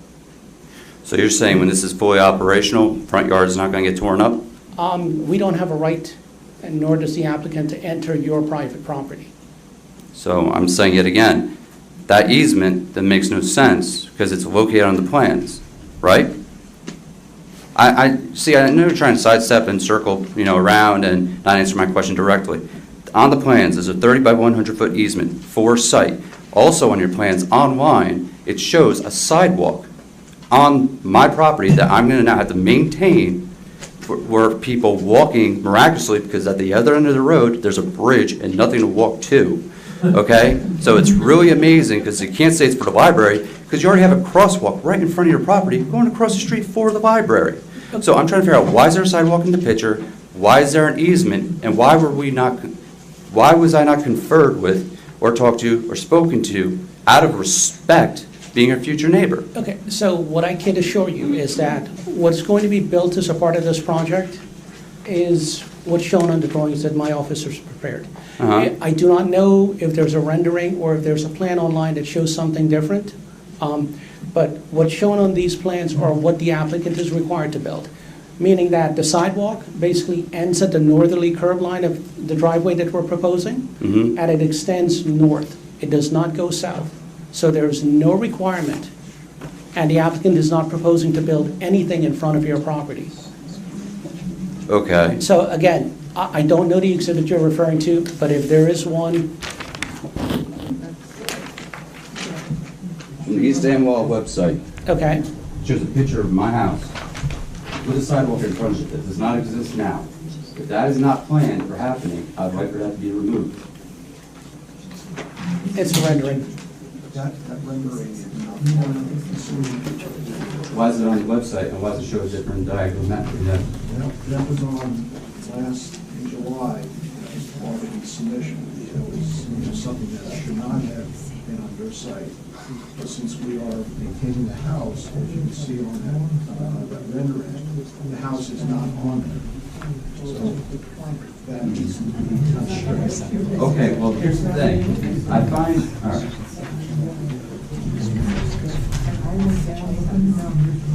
Okay, here's my problem with this, okay? We're here at a meeting right now. I'm not being provided the proper documentation to ask questions regarding this project. I'm not able to plan in advance, and now I have to do, winging it, which I don't appreciate. I don't think it's fair. Okay? Second, you say you're going to be planting trees alongside of the house that's going to offer privacy. Well, you want to go 3/4 back from my property line. You're going to have an apartment building looking straight down my backyard where I have my young nieces playing in a swimming pool. Now, what really bothers me, and I know you had no say in this matter because it is against the law to discriminate, but yes, people with the age of 55 or older can live there, but one other person can be younger. What bothers me is that, one, I will no longer have any privacy in my backyard going up to the house. I only have privacy when people decide to leave the property. That's not privacy. That's just making it look convenient. Okay? I don't know what kind of people are going to be moving in here because you can't discriminate. So guess what? Sex offenders, they register. You can't discriminate. You can't deny them. I don't know who's going to be living there. So I am very concerned about privacy. So if you actually care about my privacy, the trees that you're proposing should actually go around my property line, not stop 3/4 back.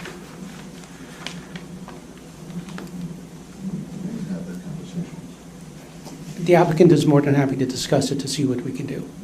Okay. Let's see. Now, I have a question. Since I'm not actually able to have the proper renderings or drawings for this, I really feel unprepared. What can be done for me as a resident and taxpayer to make this right, not having this documentation? Because I just went online on the website during this meeting to look for any downloads on my phone for any updated renderings. I got these from July. There's nothing for right now. So I'm not prepared properly. This meeting is not fair to me as a resident. When did the applicant submit the latest submission to the board? Use the microphone. So I know the site plans were delivered at least 10 days prior, because my office dropped them off personally to the township. We can't force the applicant to do anything other than what is required by law. What's required by law is for them to have the documentation to us at least 10 days before the hearing. And, you know, the law does not require the municipality or the developer to put anything online. All of the documentation is here, is available at the clerk's office for inspection anytime during regular business hours of the, you know, whenever the township is open and the township clerk's business hours are in force. So it is up to anyone, whether they be an objector or a resident or another applicant who's curious, to come during those business hours to look at those documents at that time.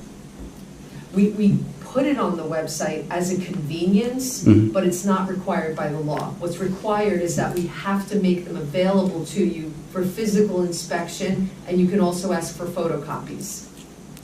Okay, I didn't know that anything was changed. That was my problem, otherwise I would have come and looked. I just saw what was online, which I am thankful for the convenience. I'm very grateful. But I didn't know anything changed. I was not notified. All I got was a certified letter in the mail saying, hey, we have a meeting. There was no changes or updates regarding specifically to any documentation that I could have examined, and I didn't think that was fair. I understand you did everything that was within the law, but I still felt like I got cheated as a resident. I didn't think it was fair. I felt very ill-prepared. Let's see. Okay, so you have wetlands here. All right, as a resident, that I live there, you know, every day. I don't go anywhere else. I live locally, work locally. I am as local as can be. Okay, every morning and every night. I go to sleep at night, I see bats. Every morning I wake up, I see bats. Okay, there's significant wildlife in there. Now, what's really amazing is I actually work for a fossil fuel company, and we are ambassadors to the environment. We are there to protect it while we harvest resources. Okay, it's what we do. I know a lot of people don't like fossil fuels, but guess what? We actually do take it into consideration. In the Northeast, bats had white nose syndrome, okay? Wiped out a big part of the population in the Northeast. The fact that I can actually document bats going in and out of that property, roosting, feeding, every year since I've lived here, okay, that's a concern for me, is that the wildlife is going to be severely impacted. Now, I understand Fish and Game, New Jersey DEP, they are going to be contacted and they're going to be able to evaluate it and everything, but were there ever any on-site evaluations, you know, testing, inspections for any inhabited species that could be affected by your construction, by this complex you're going to be building? Was there any evaluation done, or is that a no? So my office did not do it. What I can tell you, though, is as a part of DEP's evaluation, when they determine what the required transition areas are for wetlands, it's either 0, 50, or 150. 150 typically is associated with wetlands that have threatened and endangered species.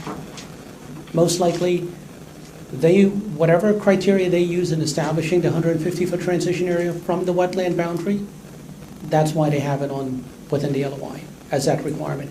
And that's where we're required to stay. We cannot disturb the transition area. The applicant is not proposing any disturbance of the transition area. Okay, so the answer is no. No evaluation has been done on your part for wildlife impact. You're strictly going by what people in Trenton are saying that they have on record and what they see on a computer. I am going by what's been approved. Okay. All right, so that says that. Okay, as per your septic system, okay, you said that it's going to be several feet underground. Is there any aeration part of this system that's being proposed? I'm not familiar with it. Is there anything that's going to be exposed or venting the atmosphere throughout this entire system? So all septics vent to the atmosphere. This system is going to have a pump tank. Pump tanks have ventilation. They have vents on them. This is an advanced treatment system. They all usually have some form of ventilation in the pump tank, just to basically vent gases that may build up. Okay. Trying to see, that's the, Those tanks referenced in the parking lot corner right there, is that where the vent's going to be located, or is it actually located in the field? So the inspection ports in the field, they're inspection ports, they're really not ventilation ports per se. Because on top of the septic system, there's only 6 inches of topsoil. So air naturally will pass through that thickness of topsoil because it's not compacted. So there's no ventilation per se with the field. The tanks are being proposed in that corner. That's the size of the tank and not the vents. The vents are most likely just a 4-inch PVC pipe. Okay. All right, so the potential for any kind of disturbing smell is there if the system was to become saturated at any high point time during the day, maybe around after 6 o'clock when most people go home for dinner? So again, the way these systems are designed, there's an alarm. If the systems are not functioning, the alarm goes off. And at that point, the applicant has already indicated there's going to be maintenance personnel that can actually deal with those emergencies. Okay, they're going to be dispatched. They're not going to be taking care of it on site. So the thing is that if there's a problem with it, there's stuff going to be venting. It's going to make my life uncomfortable, Well, these potentially for a small period of time. So these advanced treatment systems require maintenance, a maintenance agreement with the manufacturer, where they have to come out and inspect it, ensure that the system is functioning. But like anything else, I mean, you could inspect it today and it breaks tomorrow. You know, it could be the same thing with the septic on your property. Yeah, no, I understand completely. That's why I'm worried, because a lot of septic systems have problems, and we pay a lot of money to fix them. All right, is there a pre-storage holding tank for this septic system, just in case that there's a malfunction and it can't drain into the fields? Is there a raw sewage tank that's going to hold, so that way your system doesn't become built back, with sewage?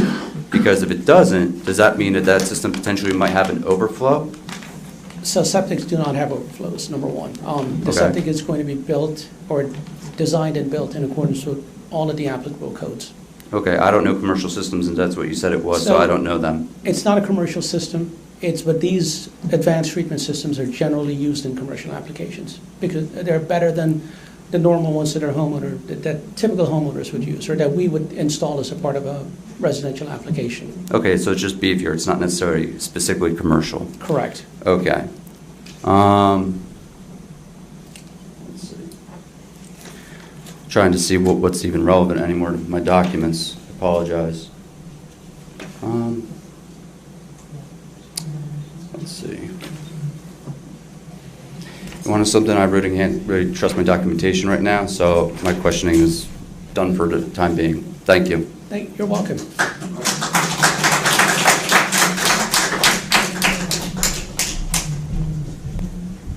Yes, sir.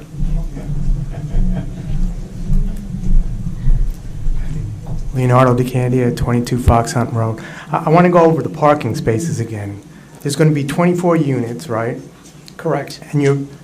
And you have a driveway or something that's going to be attached to the fire department? Did you say you're going to have some kind of pavement or something attaching to the fire department? So the fire department has asked that we interconnect the two parking.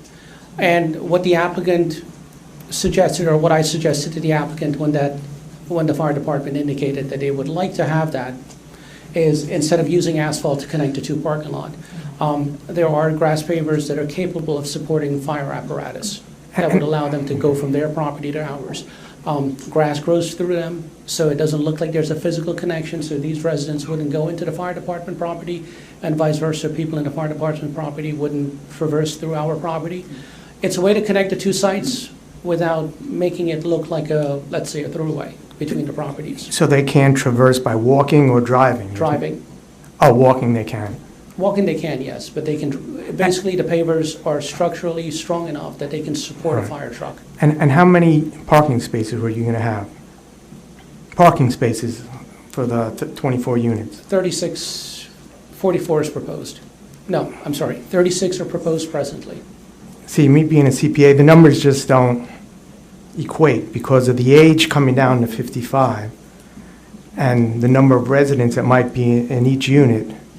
For some occasions, there's going to be 2 to 3 times what that 24 amount is.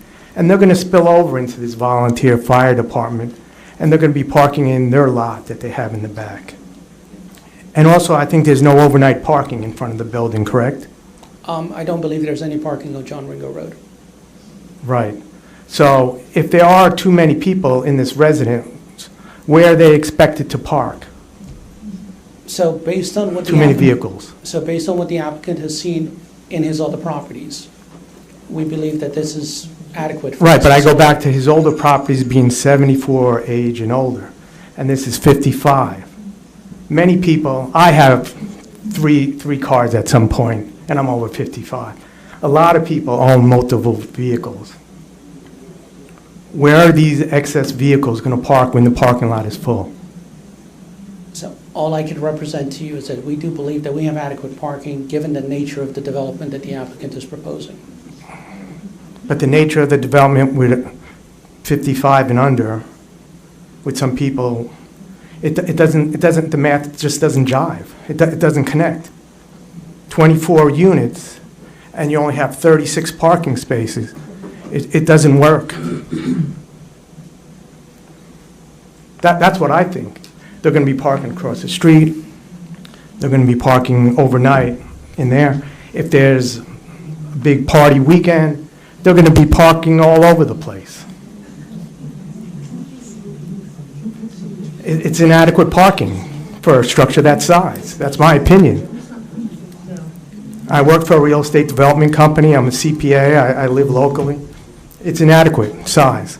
Okay, we need to keep it to questions. Okay, how did you come up with that size, 36, for 24 units? So it's based on conversation with the applicant, because again, they're operating other facilities that's similar, albeit I do understand that the ages are different, but the applicant believes that, again, he thought 24 was more than adequate, because they were not seeing one parking space per unit. They were actually realizing less than that in terms of utilization. Oh, that's in those older communities. Is there a restriction for the number of cars per unit? I'll defer to the applicant.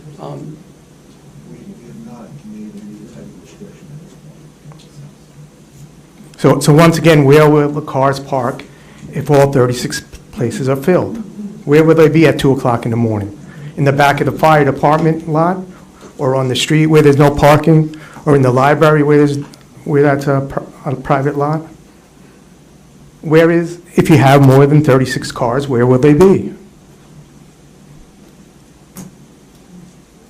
We do not feel that it necessitates more parking than 36 spots for the 24 units. Well, I feel opposite, and I've worked in the real estate industry. And I'm a CPA, MBA in finance, and I calculate the numbers in my head. I feel opposite. So is it just based on a feeling or a fact? We intend to produce a transportation engineer with facts, figures, and experience in this field for the gentleman to ask his questions and go into it in more detail for him. Okay, thank you. Welcome.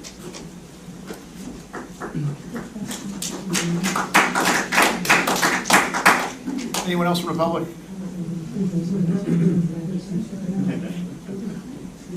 Can I get a motion to close, please?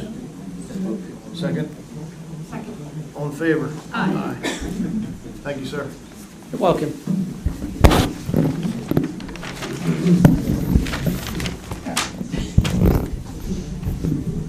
Mr. Chairman, with your permission, at this point, I'd like to call Joseph Stagar to the stand, please.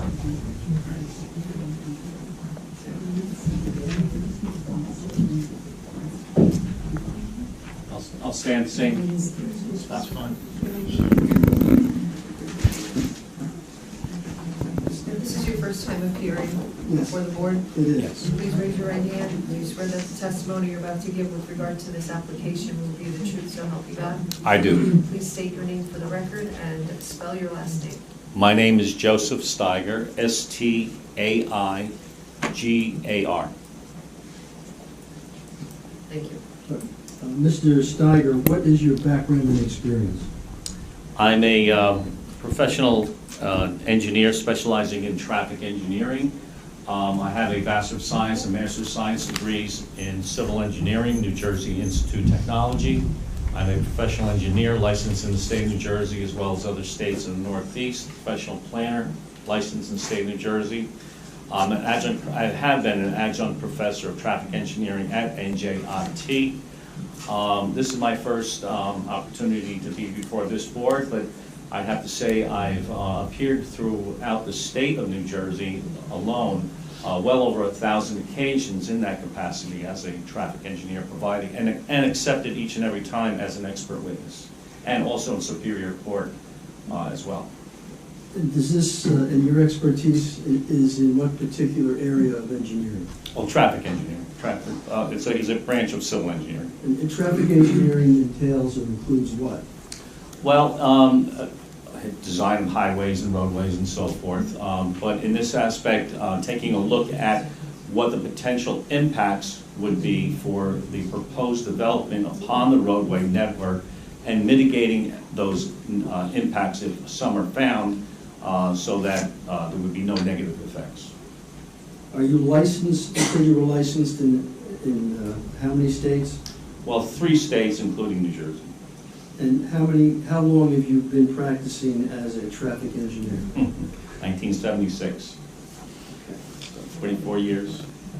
At this time, Mr. Chairman, I would move Mr. Stager as a qualified expert to testify about traffic engineering. I would have to agree, sir. Thank you. Mr. Steiger, what did you do to prepare for your testimony this evening? Well, the initial traffic report that was prepared was by Klein Traffic Consulting. He had a conflict, and he had asked me to appear before this board. Now, I have done my own observations, my own analyses of trip generation. Essentially, I redid the whole report from scratch in terms of analyzing the site. Evaluation of existing conditions of the roadway network that surrounds the site. Secondly, projections of what the trip generation increase would be due to the proposed development, and then assessing the impacts on the surrounding roadway network, and then analyzing the site layout, access, parking numbers, and so forth to ensure that there was sufficient ability for the site to operate in a safe and efficient manner. Did you review Mr. Klein's report? Oh, absolutely, and reanalyzed all of it that's been in that report. Do you adopt the conclusions and observations and opinions of Mr. Stein? For the most part, yes, and came up with my own as well. Now, in that report, there's references to certain texts or studies. And just to go down them, there's the Generation Manual 10th edition. There's the Transportation Impact Analysis for Site Development published by the Institute of Transportation Engineers. There's the New Jersey DOT Access Management Code. There's the New Jersey DOT website.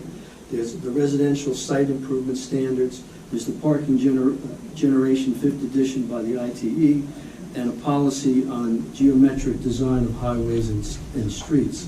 And I ask you, sir, are these the type of data and reports and sources that traffic engineers utilize in doing their analysis and giving opinions? Yes, I think those are the leading documents that traffic engineers use for analyzing and assessing a site like this. So yes, those are the primary documentation that was used. All right. Sir, utilizing what Mr. Ratnarian was using, page 5 of his documentation, could you just describe as far as traffic goes or access goes, what's depicted on that exhibit? John Ringo Road to the left of this plan, and we have the driveway that was pointed out to the south of the portion of the site, with the building and the parking on the interior. John Ringo Road, 2-lane roadway, 1 lane in each direction. It's posted speed limit 30 miles per hour across the frontage, double yellow solid line. There is a 35-mile-an-hour speed limit sign a little bit away from the site, but across the frontage, and depicted in the NJDOT straight line diagrams, which indicates speed limits, it's posted 30 miles per hour across the site frontage. Was an analysis done by Mr. Klein and you regarding the trip generation that would result as a result of this development. Yes. And can you describe that, please? Yes. Trip generation is when we have a future site in order to establish what the future traffic volumes would be generated by that future site. The Institute of Transportation Engineers, professional organization that documents the trip generation rates for these land uses, takes empirical data. So this is not pie out of the sky, pulling numbers out of a hat, but it's actually data that was collected in the field in order to establish how much traffic, for instance, an age-restricted unit will generate on a per unit basis. Not only is it residential units, but shopping centers, warehouses, all types of land uses are documented. So that data has been collected in the field at specific sites, statistically analyzed for its legitimacy, its accuracy, and so forth, and then published by the ITE.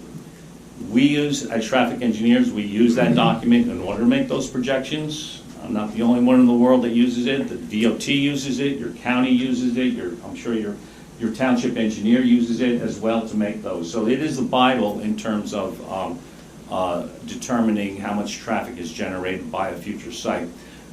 I and my firm have tested the ITE trip generation rates for its accuracy, actually gone to townhouse developments, shopping centers, and so forth to see how it measures with the ITE rates. What we find, particularly in New Jersey, because we are the most densely populated state in the United States, we find it to be conservative, meaning that the ITE rates are typically higher than what we find in New Jersey because of that aspects of where we are at. So they certainly have been tested, and I've tested them personally and professionally for their accuracy as well, and they represent what actually occurs at these types of sites. Now, the proposal or the analysis that was done for this particular project and testimony was not just based on 24 units, but 26 units if that eventuality happens, correct? Yes, that's correct, because the original plans did include the existing house, which accounted for another 2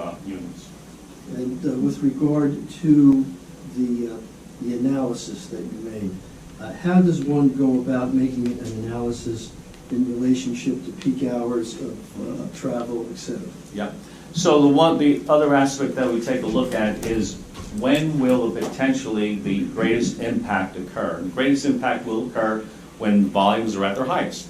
And here we have a use that potentially is coincidental in its peaks with the roadway. So when the roadway peaks and the site peaks, then you have your so-called worst case condition. We were looking at another type of land use that did not peak at the same time that the roadway peaked. Well, then we have some coincidence here, but we have one that will peak on peak. So when does the roadway peak? Typical rush hours. Those hours that are in between like 7 to 9 a.m., 4 to 6, 6:30 p.m. So those are the time periods that we analyzed, worst case conditions that will occur.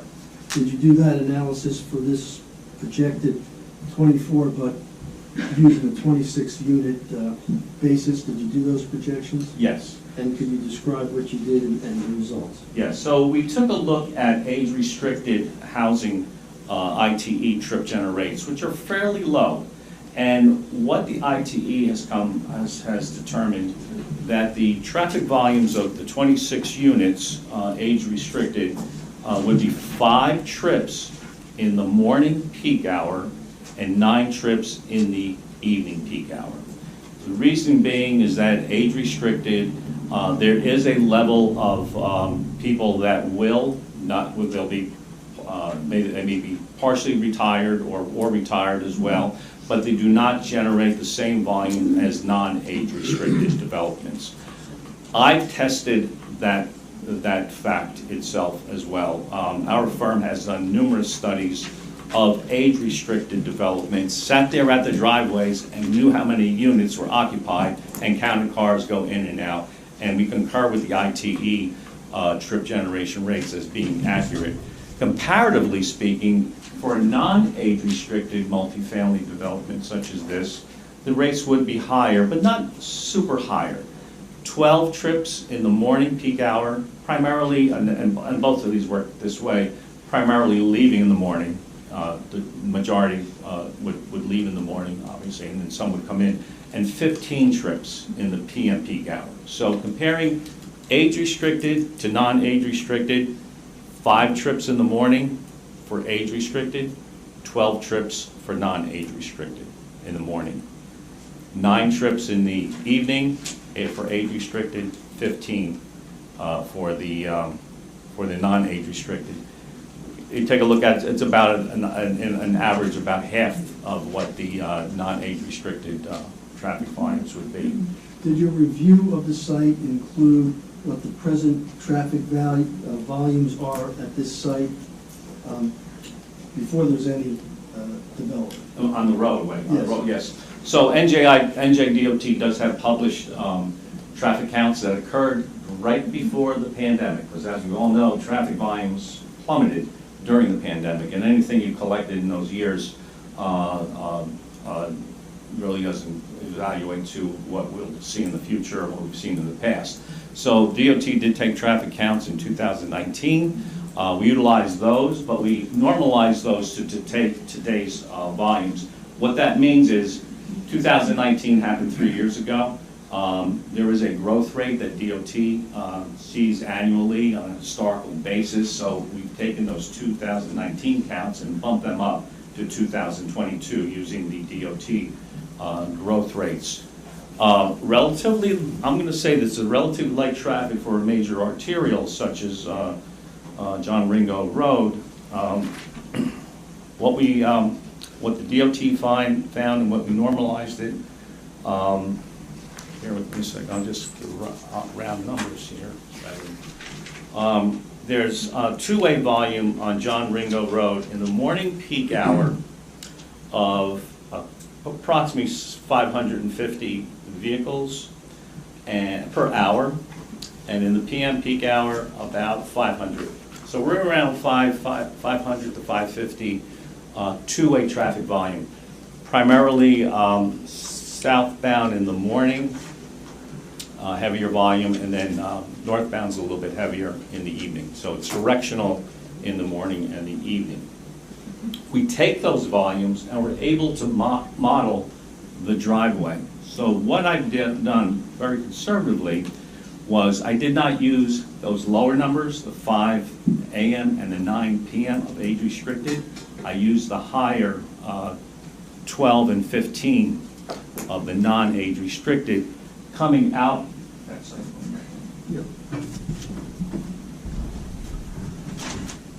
So I got 12 vehicles being generated in the morning peak hour, 15 being in the evening peak hour, and superimpose that onto the intersection. Left turns coming in, right turns coming in, making the split the same general orientation, directional orientation of the existing volumes on John Ringo Road, if they made a left or right coming from north or south. And then also the same thing coming out of the site. And analyzing the intersection, do what's called a capacity analysis to determine the level of service. And I'm sure you've heard from traffic engineers talking about levels of service. It's a way of calculating the average delay to make a conflicting movement. And because we have a T intersection, that conflicting movement is the left turn coming in, because I have traveling southbound, because I have to wait for a gap in traffic northbound to make that left-hand turn. Coming out, in order to make a right-hand turn, it's got to look for northbound traffic on my left to make the right turn. But making that left out, I got to look in both directions. And when there's a gap in traffic of 7 seconds or more, that's the threshold that I can safely make that left-hand turn. So the analysis takes all of that into account: traffic volumes, the proportion of lefts and rights, the gaps required to make the movements, and comes up with an average delay. So it takes X number of seconds to make those movements. Levels of service are ranges of average delay. So from 0 seconds, it takes me 0 seconds, let's say, to make a right-hand turn or left-hand turn. to 10 seconds, that level of service A, just like in grade school, that's the best condition. Then you have level of service B, which is 10 to 20 seconds, and C, D, E, F. E is at capacity, F is beyond capacity. You've got a volume that's heavier than what your capacity of the intersection. We are in A and B range. The left turn coming into the site, about a 1 second average delay. Coming out of the site, again, it's a shared lane, so you're going to have a proportion of right turns, proportion of left turns, equates to 11.5 seconds to make the movement. So the 1 second left turn into the site, level service A. The lefts and rights making the exit movements out of the site, 11.5 seconds, that's level service B. But you're, like in grade school, you want those A's and B's, and that's what we have at this intersection with the proposed conditions. Again, with the higher volumes of a non-age restricted development, the higher volumes of traffic volumes that we're dealing with. Obviously, with lower volumes, will be that much better. We mark this for identification. Yes, please. I think we're at A4. A4. So I'm going to show you what we've done with A4 for identification. Ask if you can identify that. Yes, I prepared this diagram. This shows the New Jersey DOT through movements on John Ringo Road, which I took the volumes and normalized them to 2022. Again, pointing out the volumes that are southbound and the volumes that are northbound. And then I have the turning movements coming into the site. For instance, there's 3 trips coming in the morning peak hour because of the directional flow that we have. 1 trip is making a right turn in, 2 trips are making a left-hand turn in. That's an AM peak hour. In the PM peak hour, we have 9 trips coming in, 5 making a right, 4 making a left in. Coming out of the site, we have 3 making a right, 6 making a left. Majority of traffic is leaving in the morning and coming back in the PM. And in the PM hour, we have 3 rights, 2 lefts. So again, this intersection here was analyzed in capacity analysis, a model. It's a computerized model to calculate the average delays and then the results being the levels of service that are attained by the analysis. With the If you impact, don't mind, could you tell me what the title is? I can't see it from here. it says Region 9 Housing Proposed Traffic Volume. Thank you. So with the fact that this is also an income restricted development, have any impact on the flow? Well, yes, I think so. From my experience, the less income, the less cars people own. I mean, and that's from my own personal experience, if I might say. It's simple economics. U.S. Census data has data that leads to that as well. So what I've given you is age restricted without income limiting factors involved with it. This is straight market numbers. When you add the factor that this will be income limited limitations to it, as I understand it, it'll be broken down into groups of $30,000, $50,000, and $60,000 approximately per year. These are relatively low numbers. It costs about $10,000 a year to own a car, to own, maintain, and run a car per year. And when you think of that as essentially a third or a quarter of someone's income, either it's tough to own that car, or if they're going to own a car, it's primarily going to be 1 car. And what we find that in these age-restricted developments that are not income limited, about 1 per unit is approximately the right number in terms of car ownership. So the ITP actually has documentation of age-restricted units where it's 0.66 cars per unit. That might be a little bit on the, let's say, more of an area that may be mass transit oriented, that depresses it. I'm saying that we'll probably see around about 1 per unit for this development. And I believe that the income limitations are going to play a major factor on who lives at this location and how many vehicles they will own at this location as well. Was it established in your study what percentage of increase in traffic volume this site would generate? Well, yeah, so it's simply those numbers divided into the numbers of 5 and 9 divided into the total number. So it's in the order of 1 to 2% increase. Is that significant? No, no. The order of significance by IT, defined by IT and the DOT, a significant increase in traffic is 100 trips per hour. We're far below that number. We're in that 5 to 10% of what that threshold where a potential impact would occur.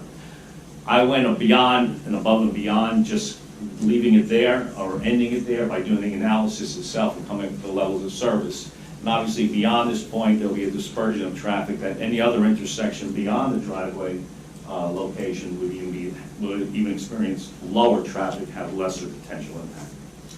Sir, you did do a review of the site plan Yes, with regard to the proposed parking, yes. and what did your analysis consist of? Well, we referred to the ITE, parking generation, our own empirical data, studies of age-restricted developments, to determine whether the 36 parking spaces or that being provided, which calculates a 1.5 parking spaces per unit, would be sufficient. And certainly from all the documentation I've reviewed from my own professional experience with these types of developments, that will be sufficient.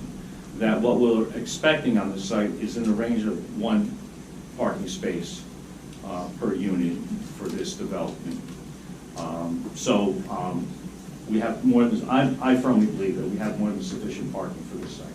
Did you review the residential site improvement standards with regard to the number of parking spaces required for this development? And how does that impact, or how does that compare to the local ordinance? Yes. The RSIS, which is the Residential Site Improvement Standards, and I am on the site improvement advisory board for RSIS. So we analyze the consistencies of the that goes into RSIS itself. There is no requirement. That's a misunderstanding that a lot of boards, and with due respect, and a lot of engineers take into account.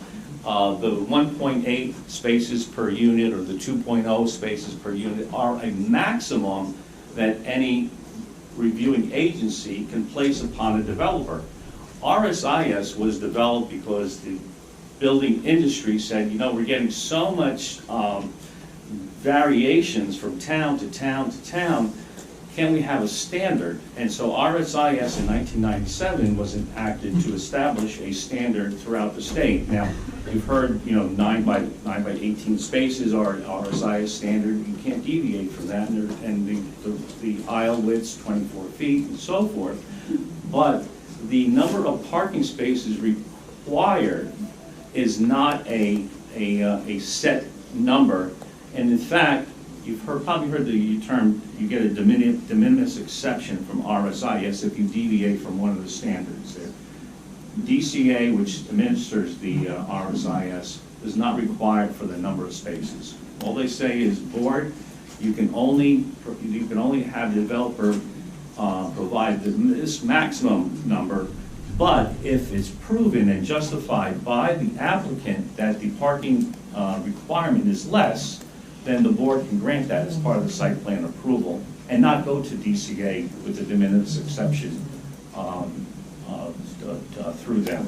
So there isn't really no requirement other than a maximum number.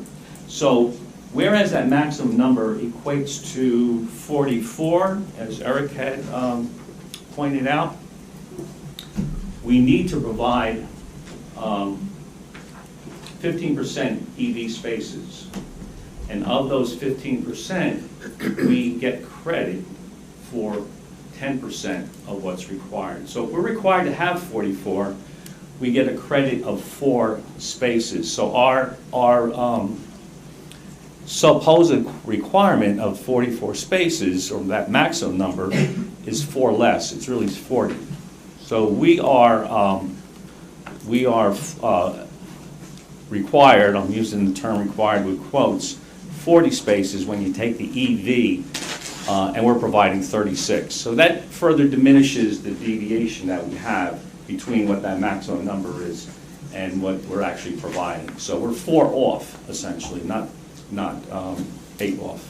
So the opinions that you've given before this board, are they given to a reasonable degree of engineering certainty? Absolutely, yes. Now, with regard to the parking spaces, the 36 parking spaces provided by the developer, are they sufficient for this type of development? Yes, I believe so, based on what I just testified to. Does the age, the fact that it's affordable housing and age restricted, have anything to do with the number of parking spaces? Yes, and that's where the RSIS falls in line, whereas by RSIS standards, taking credit for the EV spaces, 40 would ordinarily be the number. Again, the RSIS cites factors that will reduce that number, and household characteristics are one of those factors.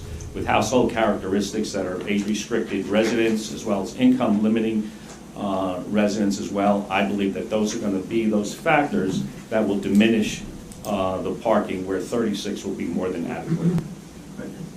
Part of your report and opinion, did that include an issue that one of the questioners had regarding parking generation and number of cars or vehicles would be required to service this development at certain peak hours or at night, overnight, whatever? Did you do that?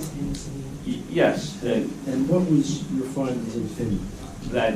I'm sorry, repeat that question, I got a little... No, this is, I noticed in the crime report, there's a section for parking generation. And I think you already addressed this, but in order to be more specific, a member of the public was concerned about parking overflow and things of that nature. Did you do an analysis regarding parking overflow and parking generation during peak times and hours? And will an overflow occur? Yes. I've always heard, well, what about parties and Christmas time, Mother's Day, and things like that? Well, just as some people may have a party or two in this development, they're going to parties as well. So that will reduce the amount of parking on the site. So even during holiday times or when they're party times, there's a mix and a balance between people who are having parties at the site and people who are going to parties that will even out that parking analysis. When you take a look at that what-if situations, we don't see that actually happening in the field. What if you had somebody who was 55 and they had 3 teenage kids or kids that never left college and they came back home and they're living in this development? Well, we just don't see it. I'm not saying that it's not going to happen, but it's an anomaly, and with all the empirical data that we've collected, we don't see these overflows in these parking lots of age restricted. They're in that order of 1 per unit and less. Just to review this chart, we will mark this A5. Can you describe what's depicted in A5? Well, this is the purposes of clarity and summary. Yeah, it's entitled Table 1 Trip Generation Summary. It's taken from the Klein report. But basically, this is the land use code for senior housing, senior adult housing, average rates, and here we have the 5 and 9 numbers. So we have the AM peak hour, 2 in, 3 out, 5 total, PM peak hour, 5 in, 4 out, that 9 number. So that's the number I gave you, the board previously. Underneath it has the non-age restricted for 26 units, 3 in, 9 out, for a total of 12, comparative to the 5 total for age restricted, and then the 9 in, 5 out, total of 15, compared to the 9 age restricted. So that's that variation.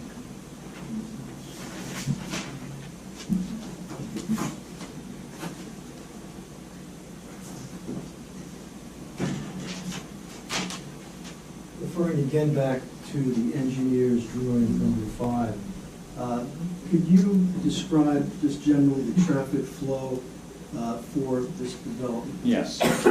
The traffic flow, two-way driveway at John Ringo Road, intersection, nice perpendicular roadway, adequate width. We're going to, we have analyzed it for site visibility. Now, I know we're asking for a deviation from your town ordinance where 30 feet, the driver essentially is measured, where the driver, I guess, would see, is 30 feet into the property and looking 100 feet in both directions. I know of no engineering reasoning why those numbers were picked, because the purpose of site visibility is so that the driver can see down John Ringo Road in both directions before they pull out and make a left or a right. Well, that driver's not going to sit 30 feet back and then try to see down John Ringo Road, and when I see a gap, I'm going to gun it 30 feet and then try to make a left or right. You're going to do what the normal driver does, pull up close to the edge of the roadway, get your maximum site visibility, look to the left and look to the right. AASHTO, A-A-S-H-T-O, American Association of State Highway Transportation Officials, which was the book that we mentioned earlier, is really the Bible. That's what the DOT uses, your county. That driver's eye is measured 14 and a half feet from the roadway. So we took a look at that based on the speed limit, stopping distance, turning movements and all, and we have more than sufficient sight distance based on an engineering standard logic to how people drive. Referring to the drawing, can you depict the site easement to which you refer? Well, when that happens, the measurement of 14 and a half feet are measured from the traveled edge of the road. We have a shoulder, and then we have a right-of-way. It's 20 feet from right-of-way to the shoulder line. So that driver eye is going to be 14 and a half feet from the edge of travel, so it'll be within the right-of-way. So no easement is required for the engineering principles that we took a look at in order to see in both directions. We do depict the 20 feet. I believe we're asking for a deviation of 20 feet rather than 30 on the plan itself. So we are complying to the best of our ability to your township requirements, but I don't think they make any sense. I think the key here is let's see if we comply with the engineering standards, which we do, that AASHTO standard. And I'll be happy to provide that information to Mr. Berg to support that assessment. Is the ingress and egress to the site sufficient for fire vehicles, emergency vehicles? Yes, that type of traffic? From our experience, the RSIS standard for 24-foot aisles, of which we have 25, we're a foot wider than what the RSIS. The curb radii that we have here, those fire vehicles, even large, let's call it a hook and ladder, came from another town, or we're going to work that out with the fire department. There's sufficient availability to get into the site and then align itself either in the loading zone or in the front of the building. So I believe there's sufficient fire access for this site. We're going to get the word right from the horse's mouth, so to speak, from the fire department on that. Is what's proposed and what currently exists, is that site distance sufficient for purposes of traffic safety? That AASHTO standard that I have, more than sufficient, yes.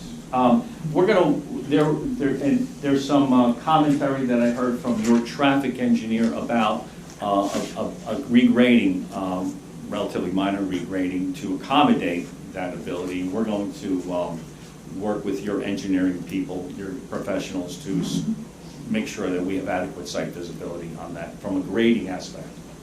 So I'm sure I'm marking A6 for your, for you to identify and propose that this is a report that was prepared literally today because of some issues the public had. Can you just describe what A6 is? Well, it's a letter to the applicant, which I provided a synopsis of the trip and parking generation, essentially what I've just provided to the board, kind of reiteration of what Mr. Klein's report was as well, because I believe his report is indeed accurate, but it also provides the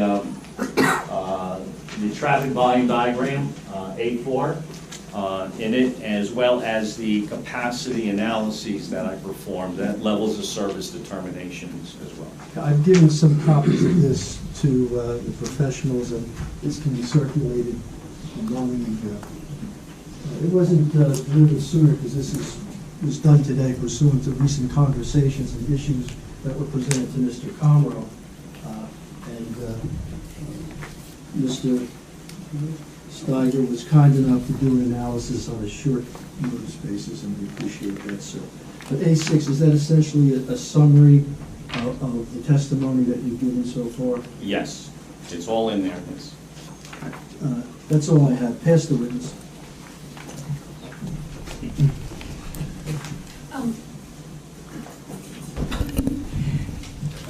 You made a lot of allowances, I think, to come up with a conservative estimate by using non-age restricted. But I'm curious, I'm assuming you did it on the legal speed limit, 30, Yes. 35. Yes. If you were to calculate it at a faster pace of travel, because that road is often, I think, traveled at paces above the speed limit, do you think it would impact your analysis of those numbers? Well, no, not the numbers of trip generation or obviously parking. No, but the seconds. Site visibility. Well, and also the seconds that you wait, isn't it going to be longer seconds if traffic's going faster? No. No? Because,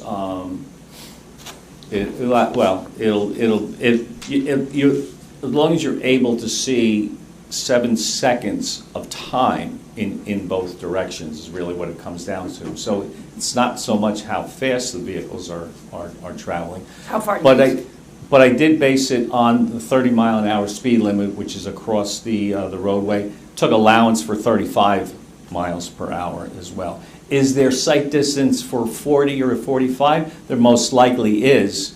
But the standard is using the RSIS as the posted speed limit to utilize that for sight distance, and the DOT says it's posted speed limit plus 5 miles per hour to be conservative. So I took a look at that 5 miles an hour just to make sure that we got it covered. If it were 40 miles an hour, would it? Do you think it would change it from A to B to? No, it wouldn't change that. But we have to know whether we have sufficient sight distance, because you have to see further down the road in order to get that gap in traffic. Now, this analysis, that site analysis assumes that I see down the road, say 35 or 40 miles per hour, I pull out and my car dies. And I'm stuck in the spot but if that vehicle is a few hundred feet or some hundred feet away from me, I have the ability to turn and start to accelerate and then increase that speed as well. So there's the inherent safety aspect of using the number I use versus what would happen if that vehicle was traveling faster than 30 or 35 miles an hour. Anybody else on the board, questions? I have a couple. You mentioned age-restricted units a couple times, and you were using ITE numbers based on age-restricted. We've had a couple definitions of age-restricted tonight. Yeah. What is the ITE definition of age-restricted? Yes, good question. ITE has used senior housing, and they used 55 and older and 62 and older. And ITE didn't determine how many data points were from both of them. So what I took a look at was the 85th percentile, not the average of because the data is not all over the place. There's a pattern, there's a standard deviation, acceptable standard, but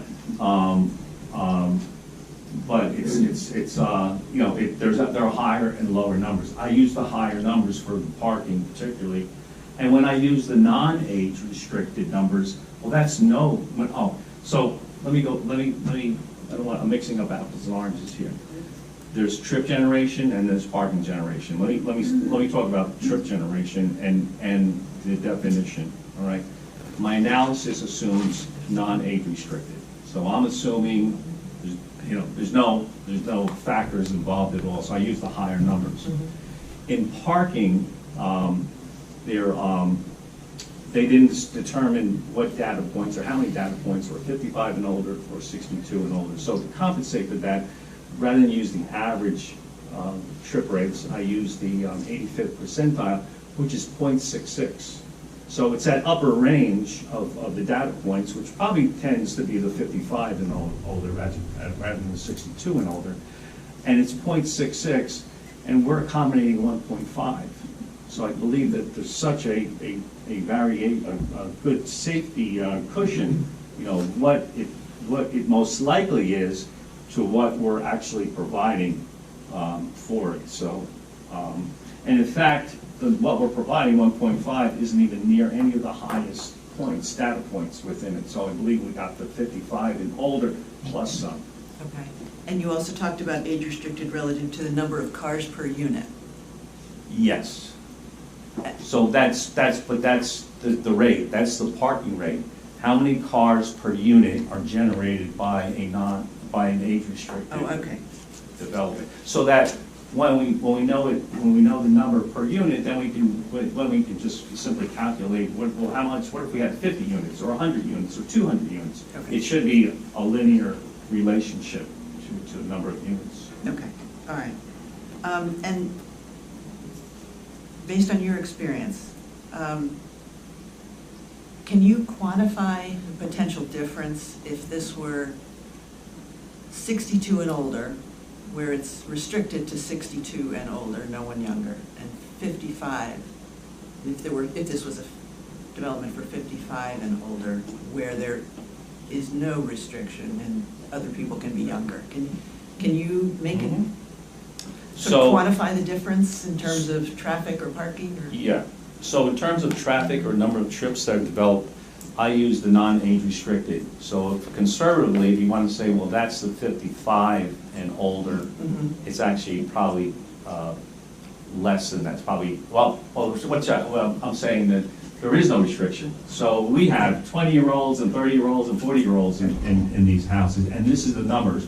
So the numbers that I gave you of non-age restricted with the 12 trips, 26 units will generate 12 trips in the morning, 15 trips in the afternoon.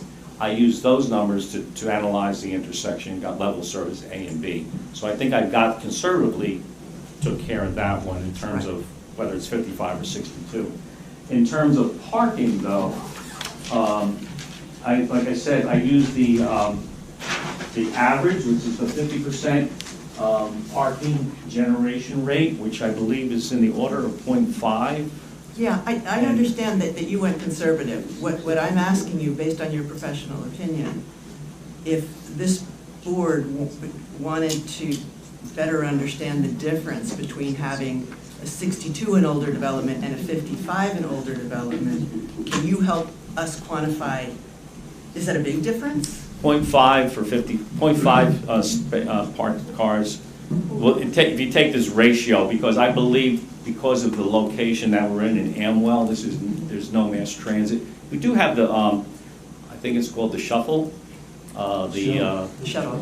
Well, we call it the Shuffle or the Link. The Link, yeah, right across the street from us. So we have some ability for residents here to cross the street and if they have to, or depending on which way it's going, to use that. But other than that, if I took a look at mass transit availability, it's pretty minimal in this area. So I can't say that, oh yeah, we're gonna have, that is a major factor. The only major factor that I see is the, well, age restriction, but also the income limiting factor. So what was your question?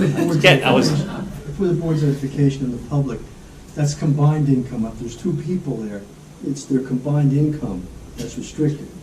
So if it's $30,000 a year, it's for both residents, not just one. No, basically, I'm trying to figure out, is there going to, Oh, I don't. if this were 62 and older, would there be less traffic than if it was 55? I think so. I think so.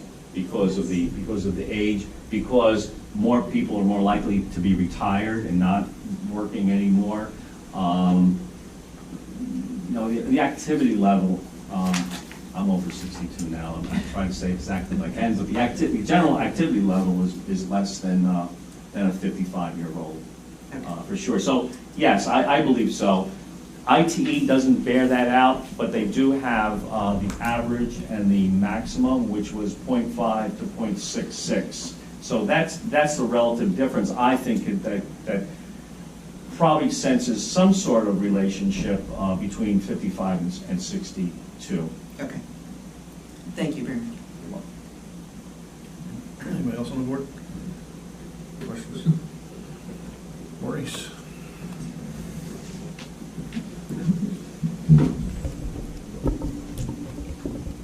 Thank you.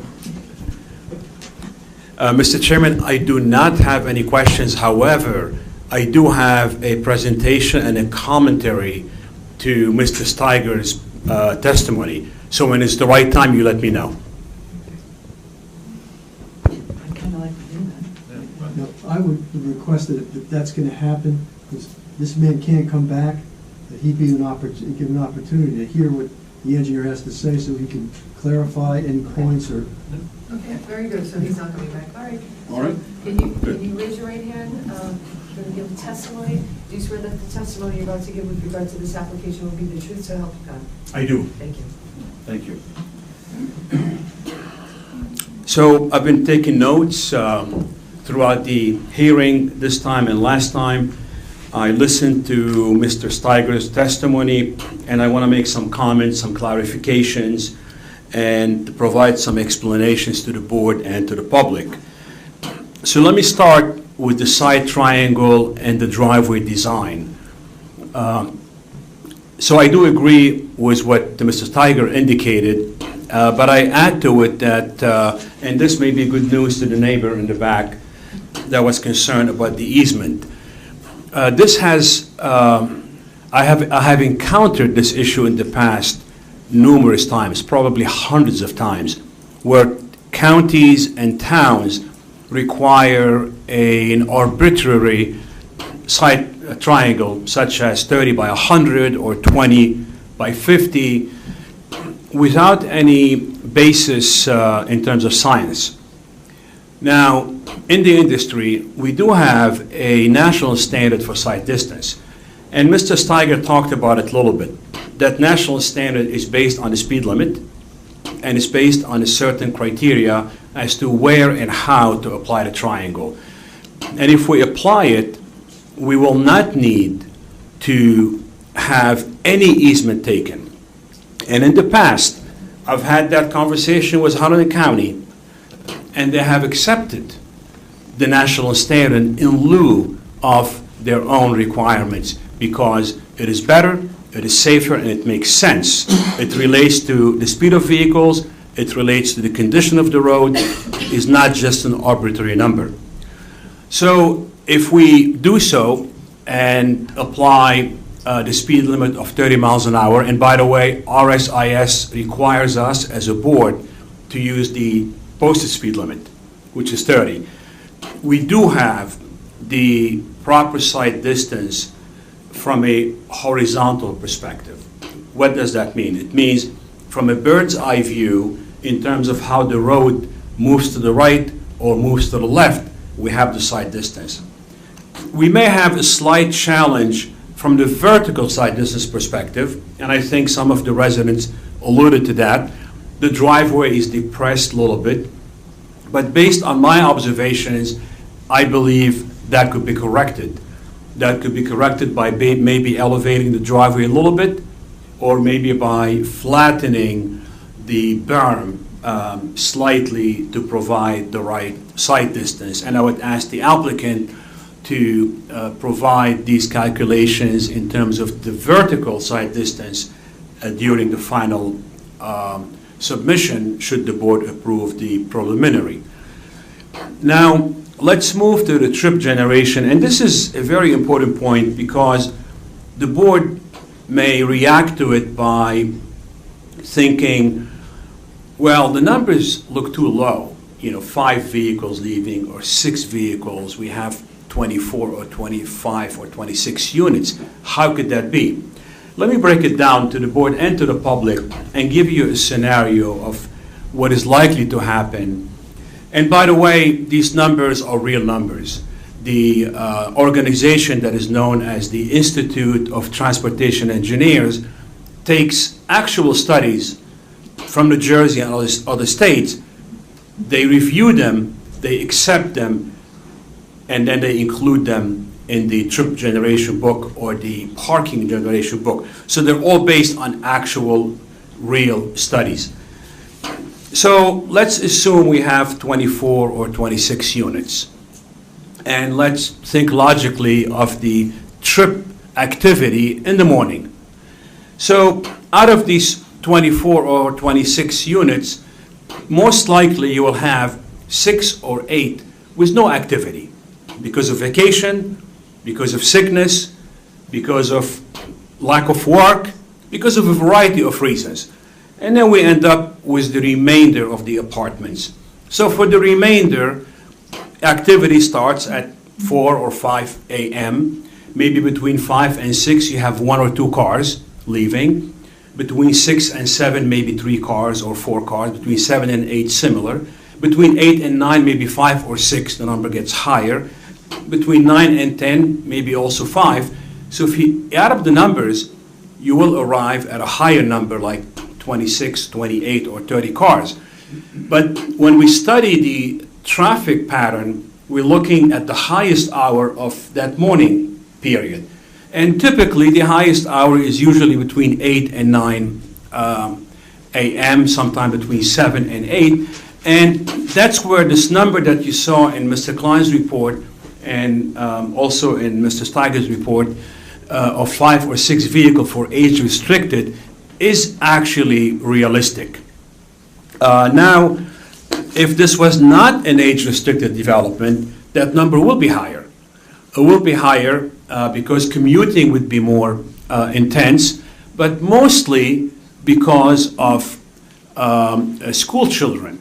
That's actually what drives the activity and the trips to school, trips to karate schools, dance school, activities, ball games, and so on. That's what really drives the activities. But in an age-restricted development, the activity is very, very low.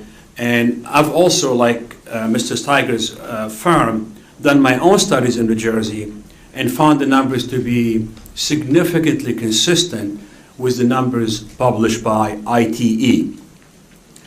Now let me go over the parking. I did a little bit of homework here. I took a look at Google Aerials, and I looked at the Hampton facility. And I could count that they have 62 spaces, and that's for 48 units.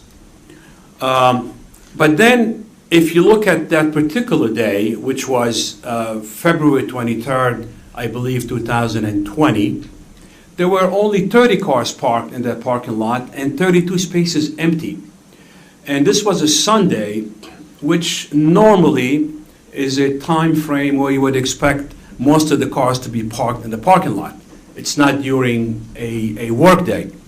So that gives us a little hint that these facilities really do not generate a lot of parking demand. So if you look at this particular snapshot in time of 30 cars parked for 48 units, that's less than a car per unit. But let me supplement this with actual studies I've done over the years for similar developments.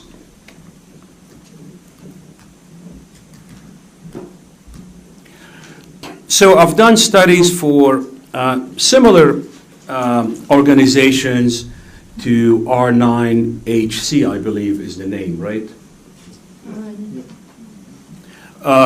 And specifically, I've done similar studies for an organization by the name of Ingerman and another one by the name of Pearl. And they both develop very similar products. So for Ingerman, I did a study for their facilities in Medford, New Jersey, two in Medford actually, Hanover, Manalapan, and Milford. And these are not age-restricted. And then I've done studies for age-restricted, very similar to what we're looking at tonight in Haddonfield, and two in Woodbridge, and one in Perth Amboy. Now, of course, Perth Amboy is more of an urban environment, but you'll see the numbers, and the numbers get lower in urban environments and a little higher in suburban and rural. So in Haddonfield, the ratio of vehicles to units is 0.58.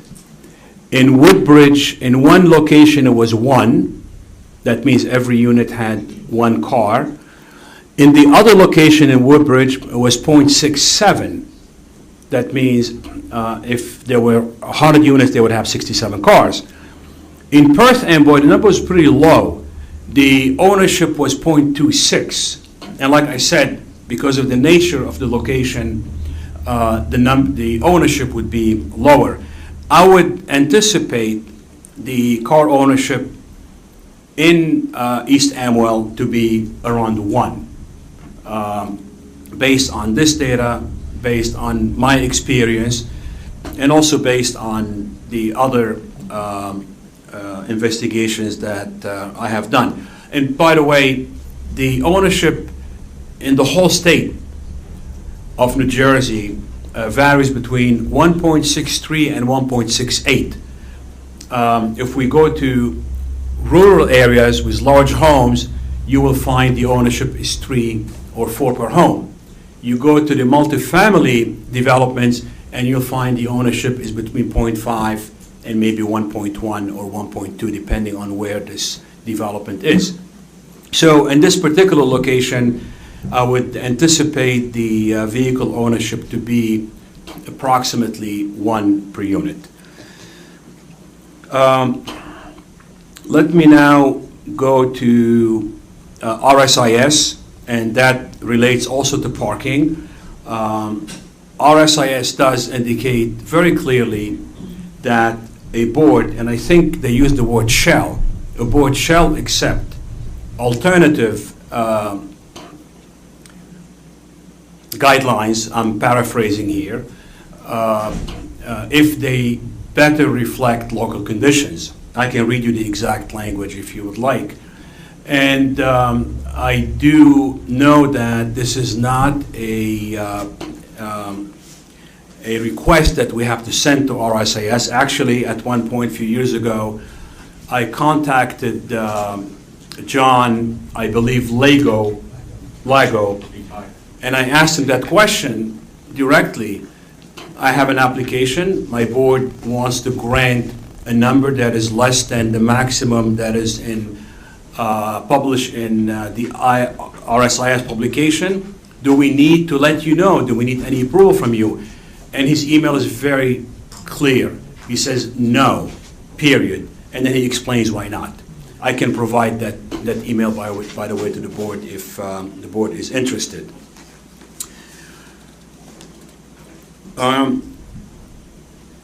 So I do still have questions to be answered, which I would assume they would be answered in the final design should the board approve the preliminary.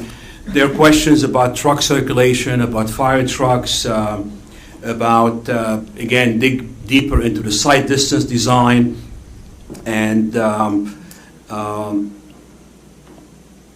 And exactly about the snow storage, I saw the plans, there are a lot of opportunities. I don't think we need to put the snow on top of the septic field, by the way, but we need to know where the snow is going.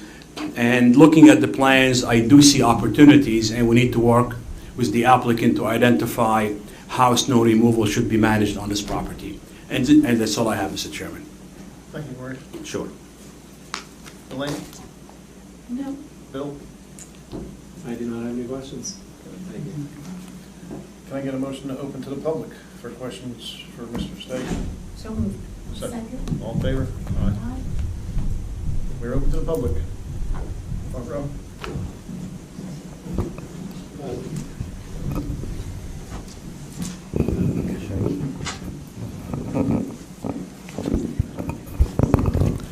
Jim Houston, 5 John Ringo Road. I live across the street and just south a little bit. I live next to the post office truck parking lot, and also right across from the other portion of this track's frontage that is wooded. My only concern about this whole application is people pulling out of this site. We talked about site distance, 30 miles an hour, 35. I can tell you, because I've timed it, I've sit on my front porch, it's a speedway. I would say the majority of people that come up into the intersection going past this site are doing 35 and 40 or better. The majority, especially coming home in the afternoon. So I really think you need to take another look at that site distance, the vertical portion of it. And because the applicant owns that other piece of frontage, that's where the obstruction will be vegetation-wise. So they have the opportunity to shave that back and really open up the site distance better. Regardless of what the code says about you're only obligated to provide for the posted speed limit, it may be 5 miles an hour more. If you have the opportunity to make it safer and to comply better, you should do it. And I think you have the opportunity with that other frontage. And I would agree with that. If you can make something safer than what it is. Because all the sites I've designed, if I've had a site distance issue, I had to try and make it better, even though the posted speed limit only made me do so much.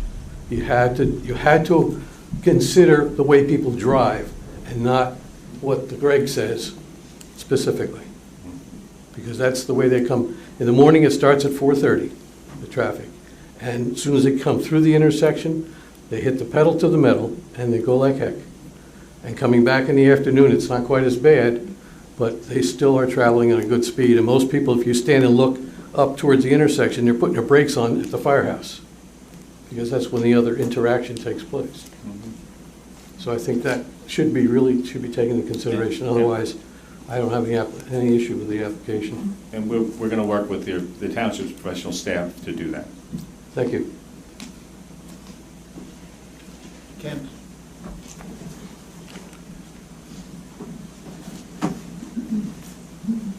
Candy Wiggum, 1116 Old York Road. I want to sort of emphasize what Jim said. Under the bridge that 202 goes over, the speed limit changes right there to 50, and people gun it as soon as they're through the intersection and start going towards 50 there. I've never seen anybody go 30 miles an hour, ever. Likewise, coming back, you're coming down a hill, a pretty steep hill, and people are usually going more than, and the speed limit's 50 there, people are usually going more than 50 there by the time they come under that bridge and head down there. So the speeds there are out of sight. They really are. 35 does not even begin to address how fast people are going there. Also, with no public transportation, and if we have a number of 55-year-olds, that's 12 years of work that they need to do before they hit retirement age, Social Security retirement age. And they'll need a car. There's no way they cannot have a car there. There's no walking to work that there might be in a larger place. There's no buses. They will absolutely need to have a car. So, plus I think 55, you're more likely to have a partner at that age. Oftentimes as you get older, someone will lose a partner, so they may be more 2 people in the apartment. So that would also, I just am really worried about the 55-year-old as the bottom limit. The other thing is, the intersection I'm also worried about is not coming out of the house. But I don't know if you guys have ever driven down John Ringo Road? I'm sorry, this needs to be a question. Oh, This is yes. just a Have you question. guys ever driven down John Ringo Road? I have, yes. From the north, where you have to go across 179? Yes. I mean, there's no good sight there to see the traffic coming except over your shoulder, so that's another concern that I have.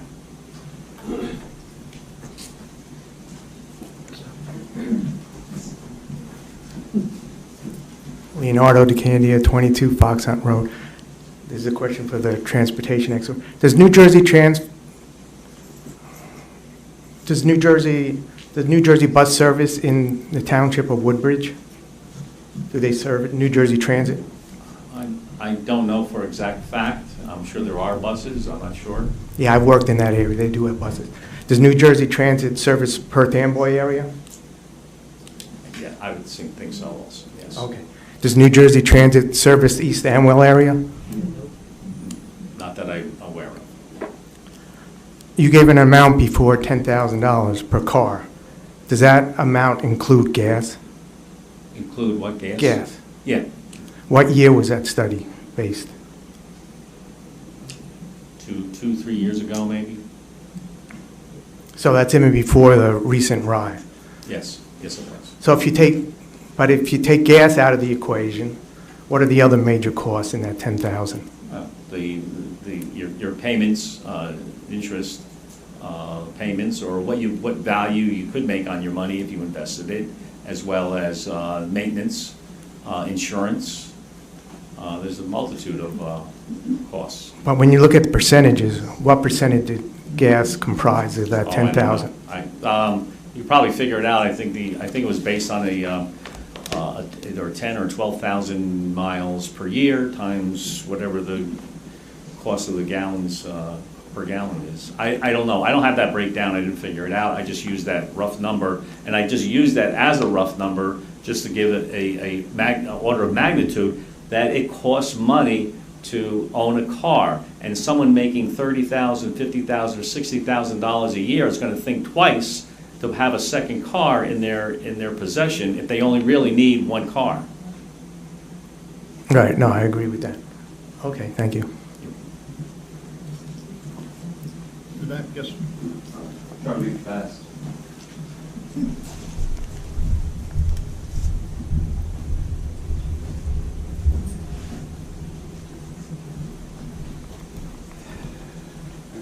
Name is Matt Repper, 16 John Ringo Road.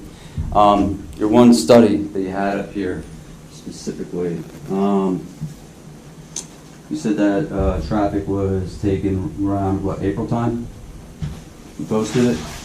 2019, yes. 2019, it was in April? Yes. Okay.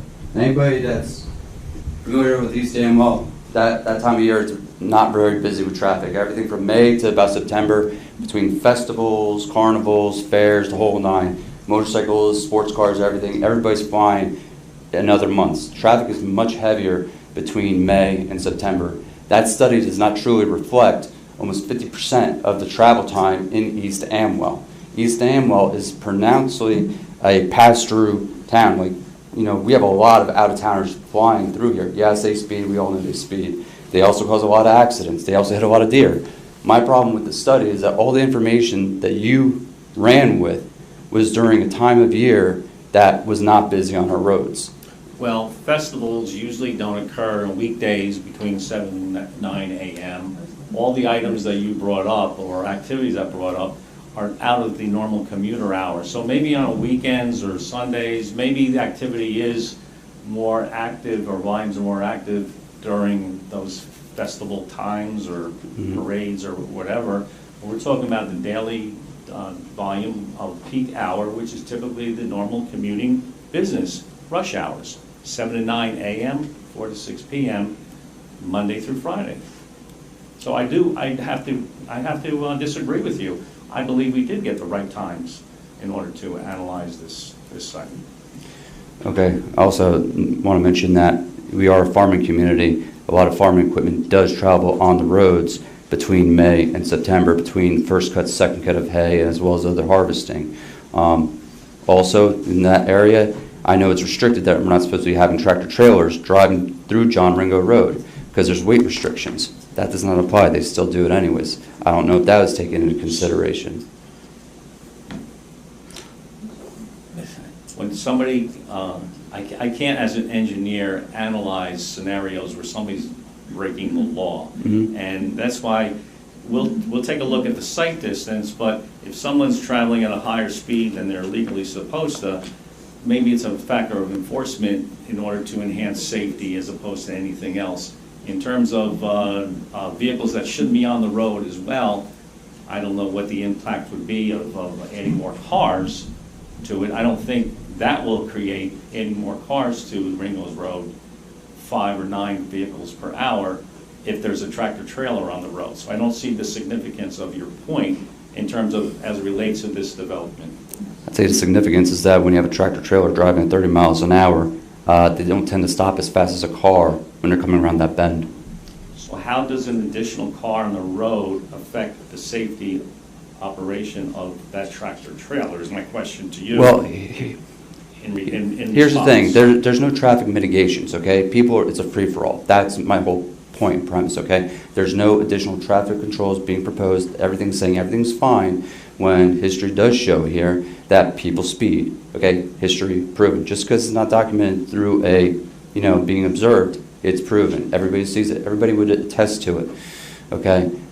I've almost been rear-ended multiple times to the point where I no one can safely pull out of my driveway backing up. I have to actually drive out nose first, okay? Everything you pointed out has no relationship to the development of this property, and it's somewhere else on the roadway, caused by something else, and it's certainly not from any vehicle that we're proposing here.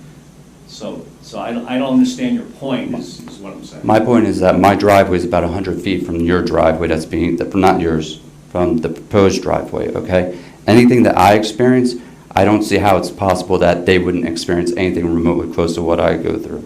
I think they will experience it, and I would propose, or I would suggest that maybe there should be mitigations put in place. No traffic lights shouldn't be installed there. Yes, it's a county road, but is there no option, in your expert opinion, there is no mitigation that could be potentially put in place on the road? For instance, example, like a speed hump, okay? Are speed humps not viable to keep traffic maintained, especially near the library? I would not want to see a speed bump on John Ringo's Road. Speed hump. Speed hump or what have you. But that's up to the county. We're not creating a condition that warrants now a speed hump. That's something that's warranted today, as you're pointing out, and that's something that the township council and or the county should be involved with, and not this development. We're not creating the issue that needs a speed hump. I understand that. I'm just presenting the hazard that is going to impact the future residents when they pull out to the excessive speeders and the actual traffic that's much more in several months of the year than what was examined. But I know you're an expert. You're better than me. I'll leave it at that. I apologize. I'm tired. Yes, ma'am.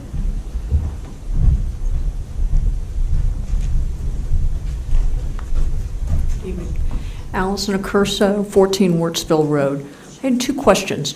One is, did you consider that when you're coming, I guess that's north of the site, you have that funny triangle?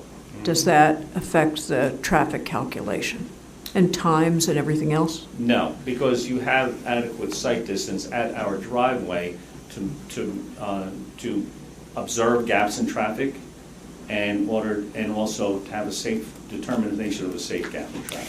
I'm asking because sometimes you can see people line up, cars line up because they're turning, like trying to get to Lambertville, coming this way and that way. And does your sight distance take that into account? No, because I don't think it extends the 250 or 300 feet in either direction from our site driveway in order to block that traffic. If it went beyond that, maybe. I didn't take a look at it, nor did I see that condition. I'm not saying it doesn't happen, but I think it's far enough away that doesn't impact that sight line that we need at a driveway. Got it, thank you. And the other is, would you consider, and why would you consider restricting like a left-hand turn? When would that come into play? Does that make sense, and why would you think about it? We did not have adequate sight distance, or there wasn't sufficient gaps in traffic to allow the left-hand turn. I think those are the two major factors that we say, you know what, let's disallow it. Now, you disallow that left-hand turn because you think you're solving a problem at the driveway, but if somebody still wants to go south, where are they gonna go? They're probably going to, I'd pull into the library, or I'd pull into the firehouse driveway and maybe You would do use that our- as a traffic engineer? Thank you. But that's human nature. They're gonna find the path of least resistance, and you force them to go one way, they don't wanna go, they're gonna find another way to get to the right way, so. And my last question is about not separating the entrance and exits. What was there thinking about that? Not separating it? There's one driveway, Yeah. in and out. In I and mean, you out. could make it a circular, for example, and restrict people coming in one way, going out the other. Does that make any sense?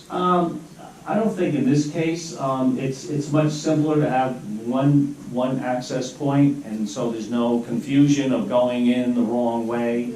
So I think this is a lot simpler, a way of doing it. Thank you. You're welcome. Francis?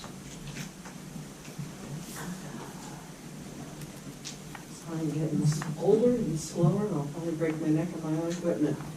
Even babysitting. Still, Francis Gavin in 123 Wirtsville Road. Thank you. Google Earth gave me a picture of the one driveway, which of course just went away. But it's a single lane. Are you proposing on this, because I didn't hear any testimony to that, to widen it to 2 lanes, and also because of the elevations that are there, like there's like 3 steps to the house and the tree and whatever, to flare the entrances?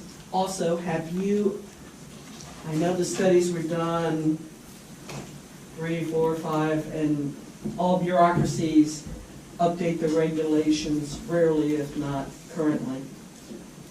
Where does Amazon and all of those trucks that are as frequent as fleas on a dog calculated in this?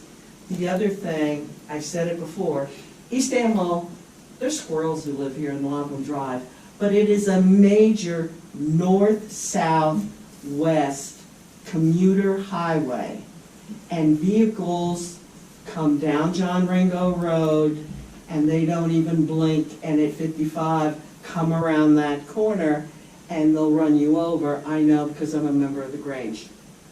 You know, road pizza, great way to be.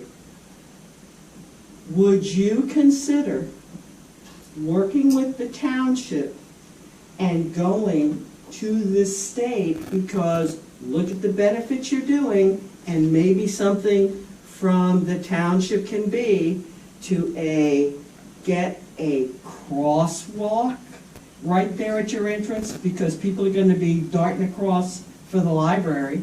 I heard no testimony on that, but we older folks, we tend to read and still remember how. And also to try to get some mitigation, like a blinky light. Years ago, when the county had 2 approved bridges, and it was federal money, they worked with the township and the residents and whatever to redesign 2 fully prepared and approved bridges to fix things, to make things safer. We've got bozos who drive up John Ringo Road and try to take tall trucks under bridge and wonder why they get stuck. Beauty skin deep, stupid goes to the bone. But if half the people that were here tonight and us worked with you to make an argument, and we've got Bill Burr, who's a wonderful asset and user, to then try to go to the county and They're always gonna be freeloaders, even though I think one's your son. He is, he's a director too. Yeah, He's okay. running this year. I know. I just didn't want to I missed assume. this fundraiser tonight. I'm sorry. That's all right. Okay, well, there's one tomorrow night, and there's one in a week, but that's a separate You issue. going? But if we could try to, and this is outside the planning board, because I know the planning board's extremely limited in what they can do in terms of yay or nay. Yes. But as Do you an have a action question? item, Do you have a question?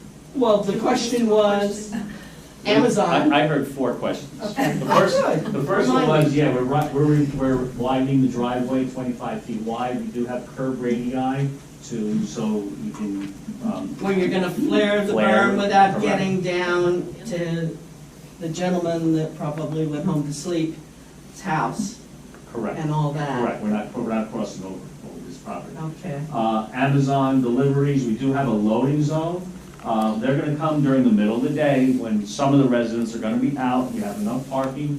We can park those Sprinter vans in an empty parking space, or they can go into the loading zone here and back up and out again. Loading zone is really for the larger trucks, moving trucks and so forth, but we're gonna have enough ability to get them in and out.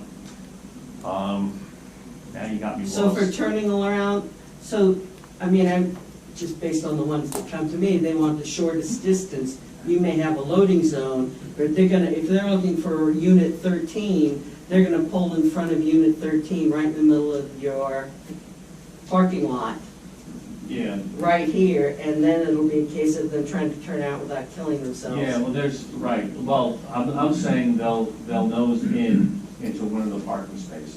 Parking spaces are 18 feet, there's a 2-foot overhang, the Sprinter vans are about that length. Okay, so there's no lane that goes in front of the building? No, just So that perpendicular somebody parking. could go, all right. No, they pull in and then they back out and leave. Anyway, and hopefully we'll try to get a crosswalk. Crosswalk up here. I don't know if you've noticed, you're just a young man. I just turned 70. I don't walk so well. There's no way in hell that if I lived in here, that I would do anything other than the shortest route from point A to point Human B. nature. And as a 70-year-old, I got 3 freaking cars, a truck, a trailer, a car, and a user. There will be more, especially if grandma's got kids living with them. But we'll have to deal with that. But No, I I think understand. there's a separate issue to try to get a blinky light. And appreciate all of you being tough and putting up for 11 o'clock. And lots of questions. Anybody else from the public? Can I get a motion to close, please? So moved. Second? All in favor? Aye. Thank you, Mr. Steiger. Thank you, sir. What's your pleasure? I have my hydrologist here. No, we're too late in the evening for new witnesses now. The next time we'll have the hydrologist and our planner. And the architect? Pardon me? The architect? Oh, yes, the architect. Okay, so you have 3 more We'll have witnesses. So can you come on the 29th? I have to check. Because the planner will be. I have to check because the architect isn't here tonight. I believe I can, but I'll double check. I'm not able to come up tonight. We have a conference. We have a conference? Yeah, 29th seems bad.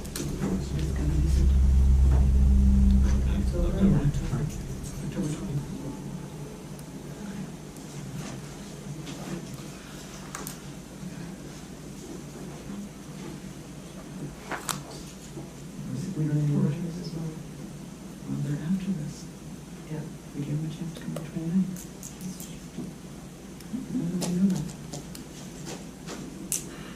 So, 29th? No, they No, the 12th. They can't make the 29th, so it's gonna be the 12th. Yeah, that's, 12th of sorry, October. yeah, 29th.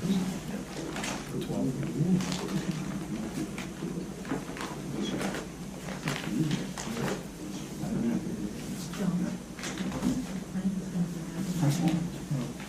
Frank won't be around for that. Right. So we'd have to come back another time anyway. I might be able to do the hydrologist if the client would have to consent to that, because there's always ancillary questions with the developer that are unknown to some of the experts. But I can do the hydrologist, maybe the architect, maybe. I'd have to check. Can we just keep it clean until October? Yeah. Yeah, but if we don't finish, I mean, And we won't finish. if we at least got the hydrologist and the architect, if the architect could come on the 29th. Okay. You want to try to set that up? So we try to set it up? You know, we'll make it happen. Okay, why don't we do it for the 29th? Okay.